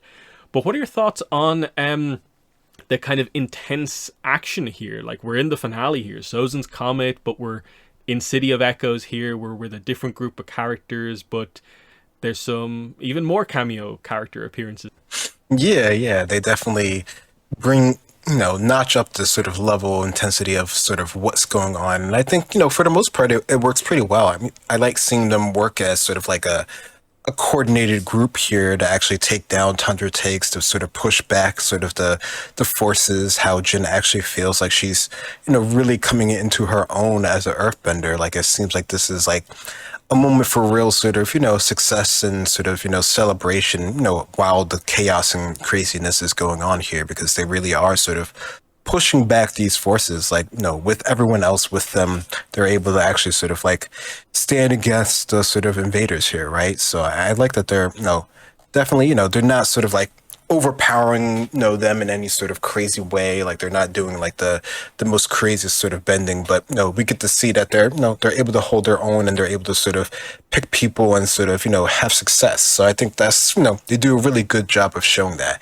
and it's just sort of interesting that we get to see them sort of come to blows with another group that's sort of also just sort of as sort of adept as their skills and stuff, and have sort of a name to them. And we particularly know of them because of sort of their history with our current characters, and sort of sort of their just sort of, unique, I guess you could say, like personalities, how they are sort of like named characters and how they have, their own sort of backstories, even if it's not super in depth or anything like that. Like they're ones that people know and we remember them. They have a nice sort of catchy name and they're also a band. So like there's that to them. So to get to see them here and interact with characters that, we wouldn't necessarily think that they would interact with, at least not in this moment. Like I wouldn't have thought that they would have interacted with Jin at any point in time, but here we can see how they play pretty well into the story. So I like that they're part of our group and that they do have a role as sort of like, main, nemesis for our group here, right? Yeah, like it's the interesting positioning because we're in kind of like a lower level kind of piece of content here where like the Rough Rhinos are kind of pretty much like kind of fodder enemies for like Team Avatar and even like Zuko and Iroh. Yeah. But they're the final boss for this group. And it actually works because, yeah, this is actually a pretty nice matchup where we've got some non-benders on the team, a couple of benders, but they're not the most powerful benders. And that's kind of the Rough Rhino lineup sort of as well. But they also have the animals as well. So this actually works quite well. And yeah, as we go into 48, the fight is immediately kind of maybe halted immediately because they have Schwen captive. So we get the initial kind of introductions here where like Colonel Monkey is just like, do you know who we are? Smellerby's like, you burned my friend's village. You're a murderer. And Jin realizes that like, oh yeah, they mentioned these guys before. And so you get kind of like the introduction of some of them. They begin to talk. They begin to kind of like gloat a little bit here. And then suddenly they look up in the sky and they're like, is that one of ours? Like that firebender up there? And the description we get here is interesting. We turn only to see a giant pillar of fire swirling through the sky like one of the dust storms from the desert, except it's inside the walls, inside of the city. There's a figure that flies inside of the pillar, like they're in the midst of a storm. And my initial thoughts was, oh, is this Zhang Zhang? But then like, actually, wait, that's not what Zhang Zhang was doing. Zhang Zhang was just doing kind of normal fireflight, and then he would send walls, like literal like walls with like hard angles, like up the streets of the city. So it was kind of like, is this meant to be kind of what Iroh was doing? Because we never really saw Iroh properly firebend when the fight was going, and this maybe feels like it's more what Iroh would do. Like he'd make a pillar of fire and like fly around like that. Because this definitely isn't what Zhang Zhang does. He's never within a pillar of fire. So I don't know.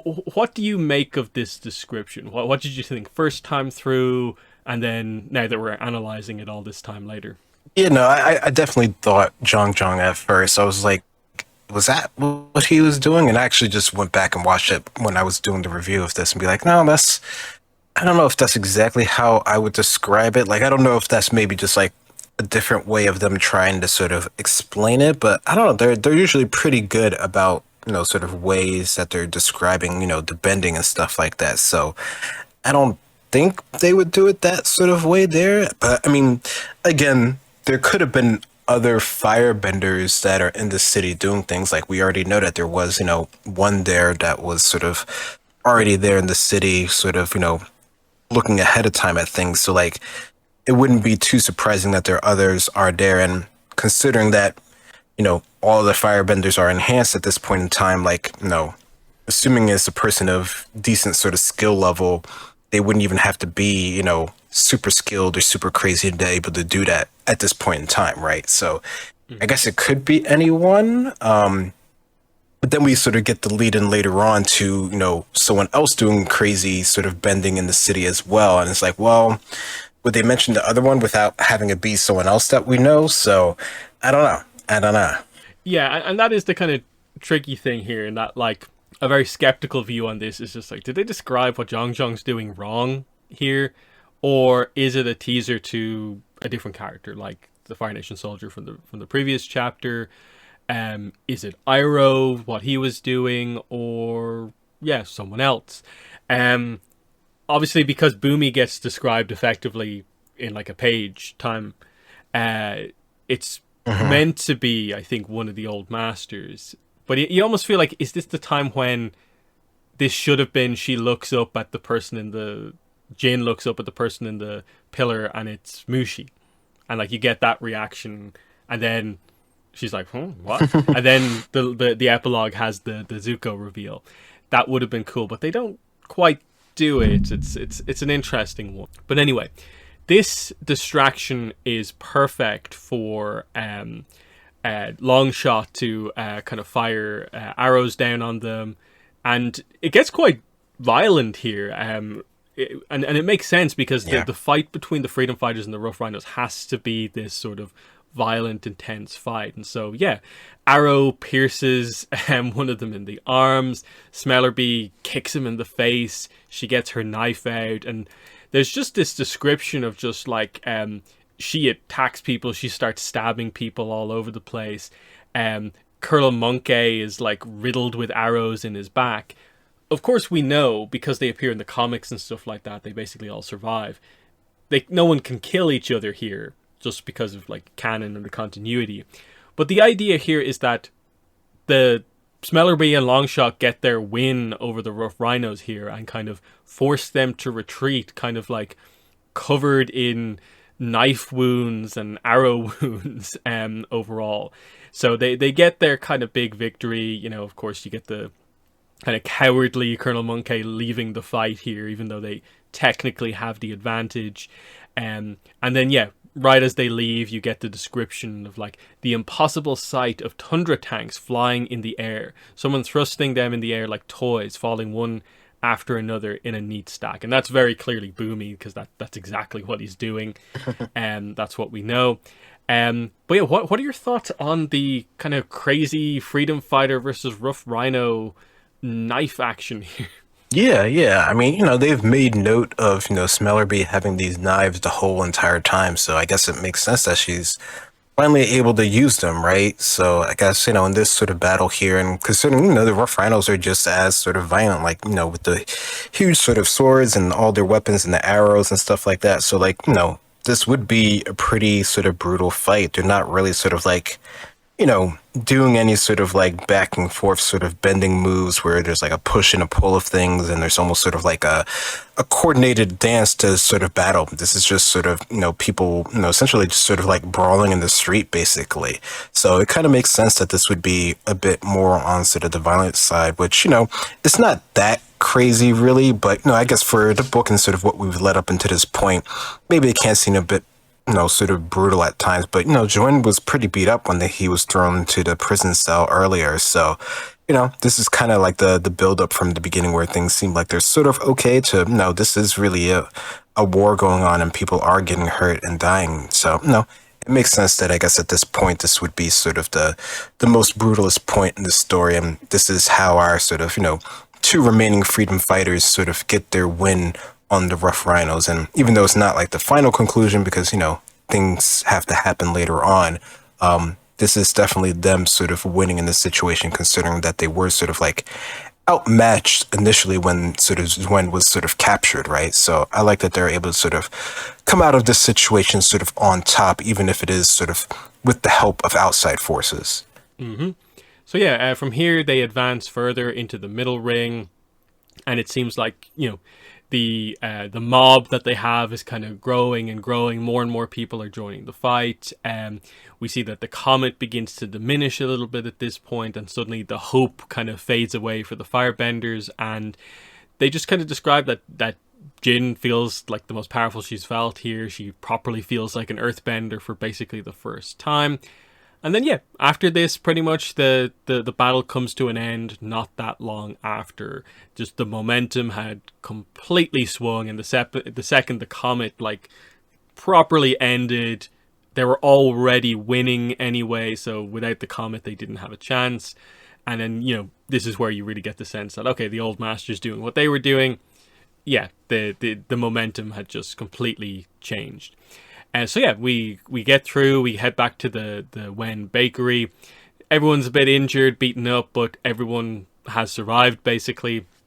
So Susu hugs Jin, Longshot and Smellerbee kind of limp into the yard, but they're happy, they got their revenge, beating the Rough Rhinos kind of 4-jet.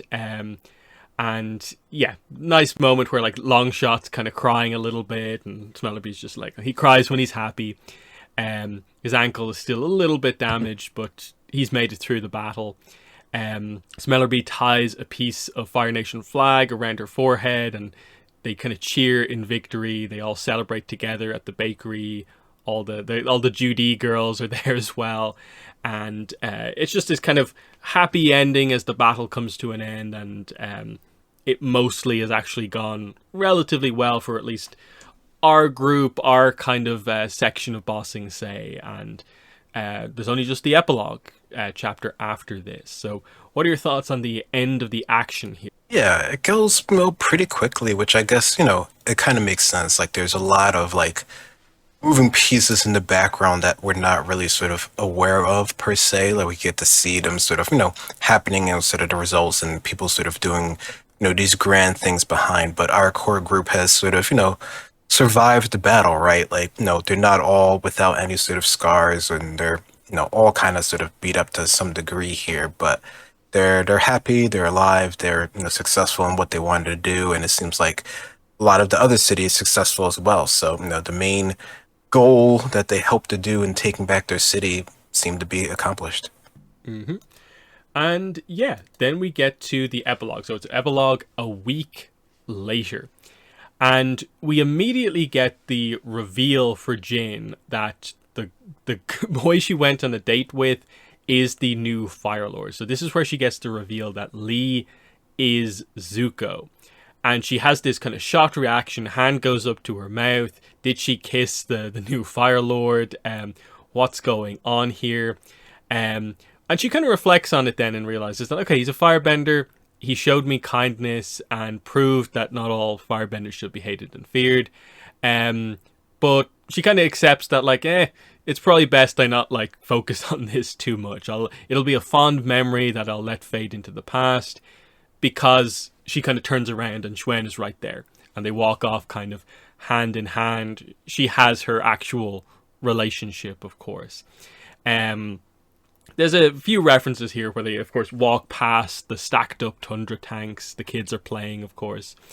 We get a reference to the zoo that Aang built in the Tales of Ba Sing Se, which is kind of fun, in the agrarian zone. And we basically just set up the idea when they go to meet up with Susu that they've all been invited to this party that is going to be at the palace, that even Aang is going to be at. So they're actually going to get to meet Aang and Team Avatar for the first time. Not that we're going to see that in this book, of course. But yeah, thank you for your contributions to the liberation of Ba Sing Se. Everyone's been invited, of course, and they're all happy to go to a big party with the Avatar. And this is the idea that, in a way, Jin and Susu's dreams are coming true. Just before the incident happened earlier on in the book, they talked about how they wish that they could attend upper ring parties, and they're actually going to get to do that. So Susu in particular gets her dream where she gets to, like, in a more normal way, go to the upper ring this time. So it's like, what's she going to wear? That whole sort of thing. Then we set up the idea that we're saying goodbye to Smellerby and Longshot. They're not going to stick around for the party.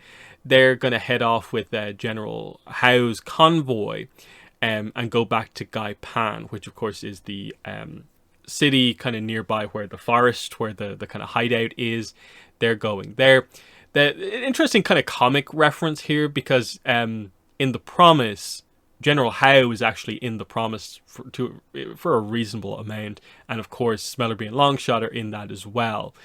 So it's kind of, I think, mostly just setting the stage for, okay, that's why they're in or around those areas when we get going into that comic. Admittedly, it's like a year later, but it's the same kind of idea.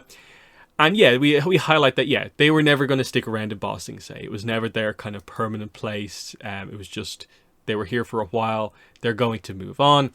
They ask her if she is going to return back to Da Ying to see if she can find maybe some extended family. And she thinks, maybe in the future, but like, I'm not really planning it kind of like anytime soon.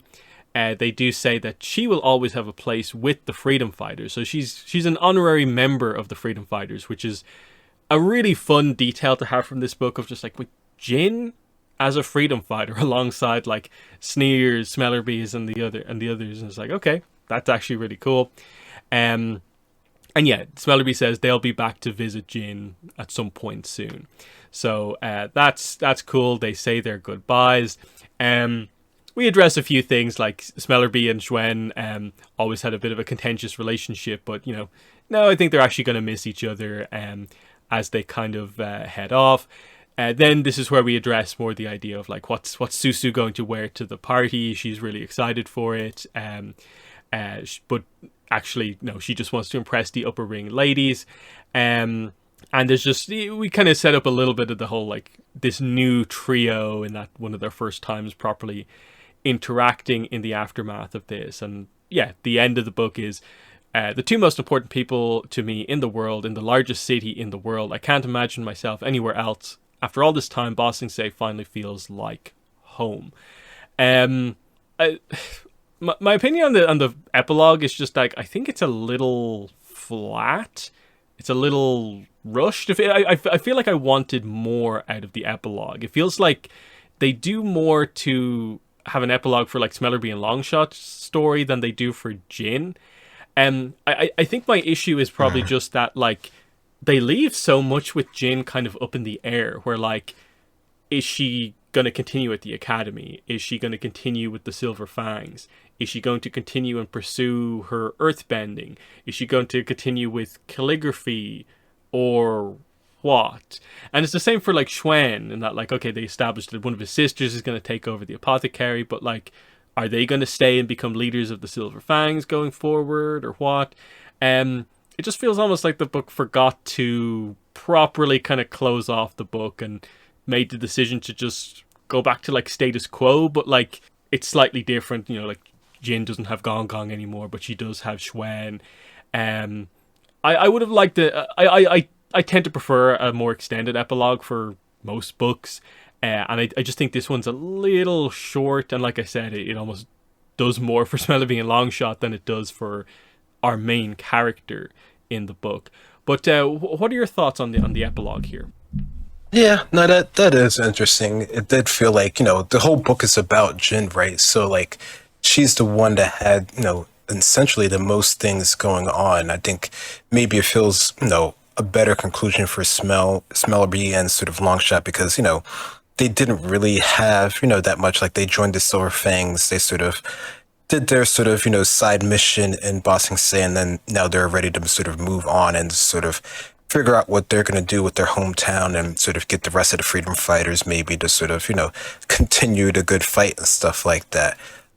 Versus, Jin is sort of in the city, like she's now back with her sort of, her family, her friends, her new sort of relationship here, who, we're assuming is going to continue on.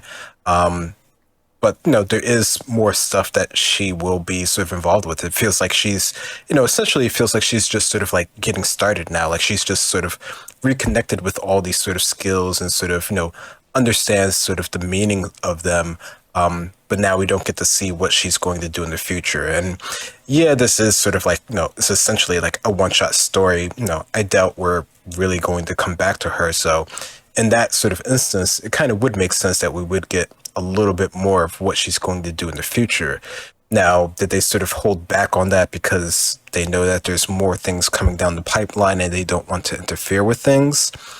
Maybe. I don't know if that's necessarily a good way to not sort of round off this sort of story in maybe a little bit more of a satisfying way. But that did seem to be the route that they're going to go here. Which, I don't know. I don't know about that. I mean, maybe the fact that they threw in the fact that they're going to have this sort of big party was sort of like the reason why they sort of put themselves in a hole where they couldn't do anything else with our character, because then they would have to interact with them, and that would have to be something that they have to keep in mind going forward. Maybe they shouldn't have gone to the party at the end, even though I agree that is sort of a nice sort of capstone, right? Because that was like their whole thing, right? Like they wanted to go to the palace, eat the duck and, sort of live or at least experience that sort of lifestyle. But that sort of hampers them with what they can sort of do almost in this case here. So I don't know. I like that, things are more happy. There is sort of, some hope going forward. Jin does have her people around her. So it's a nice way to ending. even if there could have been a little bit more that might have made it a little bit more satisfying. Yeah, and I think it is that point that you said there, and that like, are we ever going to get content with Jin like ever again? Like, it's hard to picture it. Like, I don't think the idea of this series is that we're going to come back and do another novel. So, you know, I doubt the comics are going to try and continue this, because that's kind of like, seems like weird overlap to start the story here, tell it in a different medium. Like, the only potential setup for the future is that, well, if Jin and I suppose Xuan stay involved with the Silver Fangs, that means they're kind of like related to the White Lotus, I guess, theoretically. We know in the future Zuko is connected to the White Lotus. So like there's the potential that like as adults, Jin and Zuko meet again through the kind of White Lotus connections.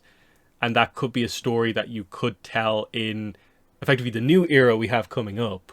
And maybe this is potentially one of those kind of publishing references they maybe want to have in new content, is that like, hey, Zuko meets up with some of his new White Lotus friends because he's now kind of involved in the group or whatever, and actually it's Jin, and we just reference that, and that's cool that like all fans will know who Jin is.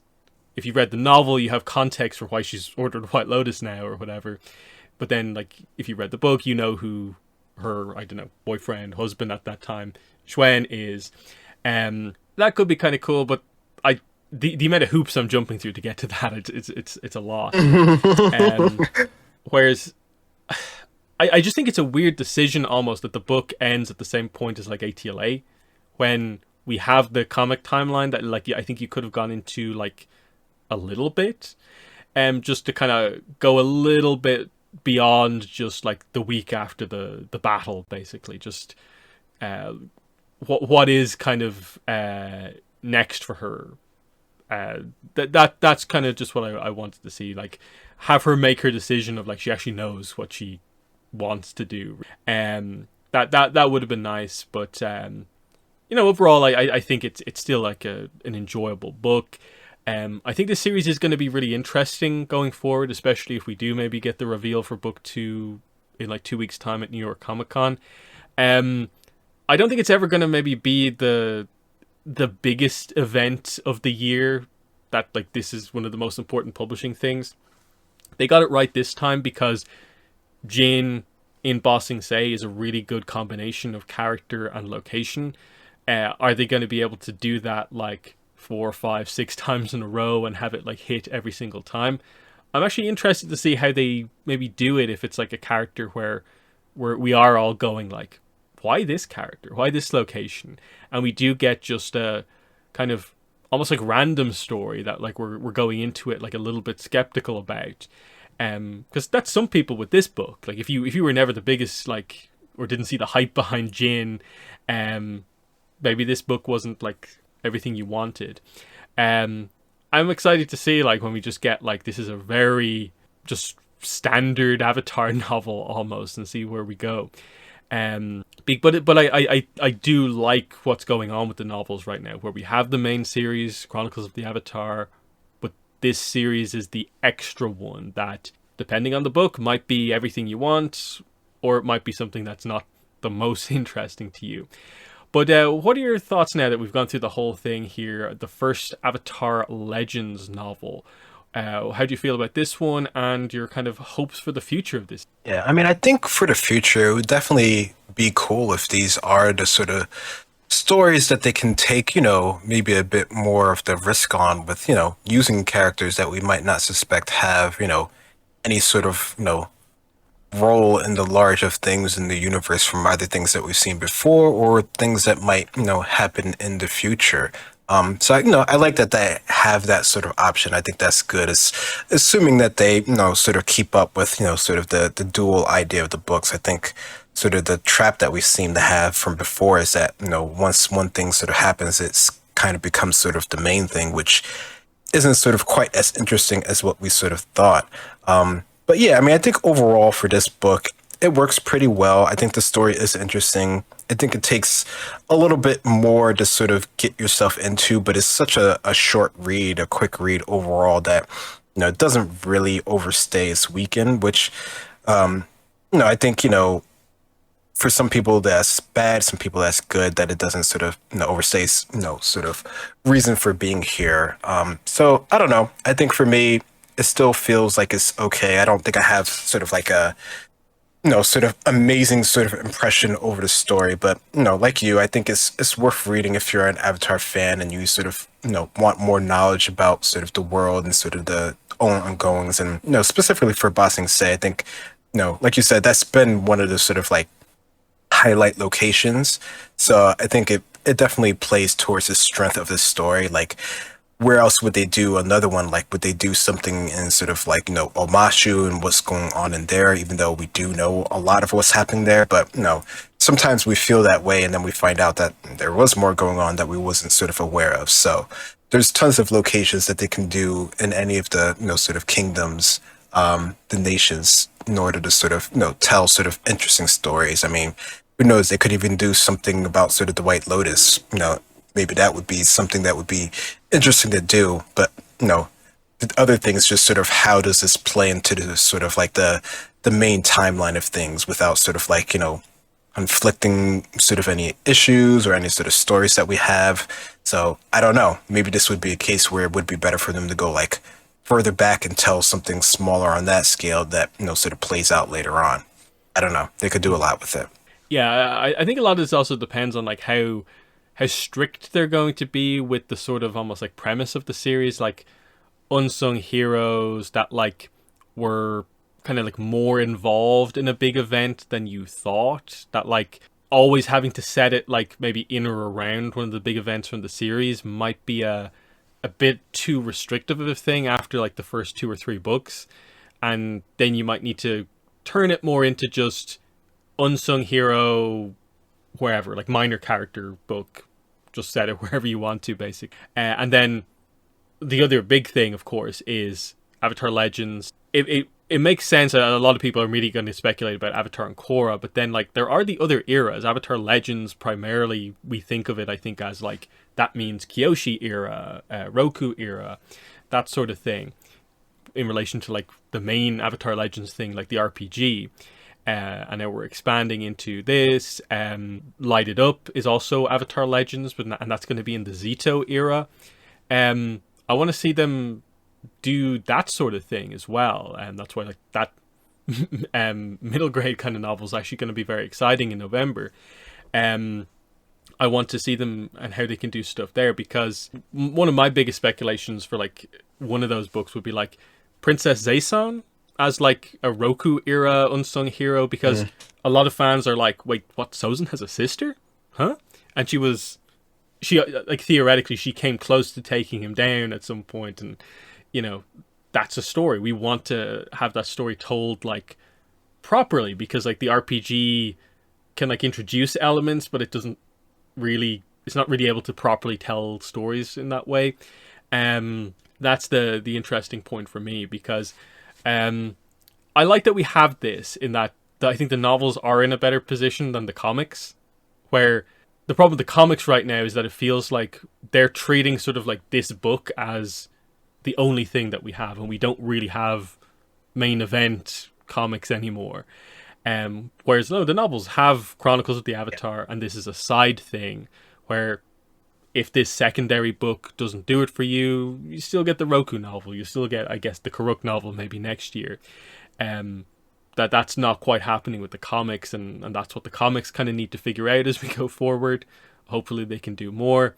Because I look forward to being in a position where we can maybe treat one of these books as like this book is still going to be one of the main event things of the year. That's why we can do so many podcasts about it, because if we're not doing 3 podcasts in this book, what are we talking about?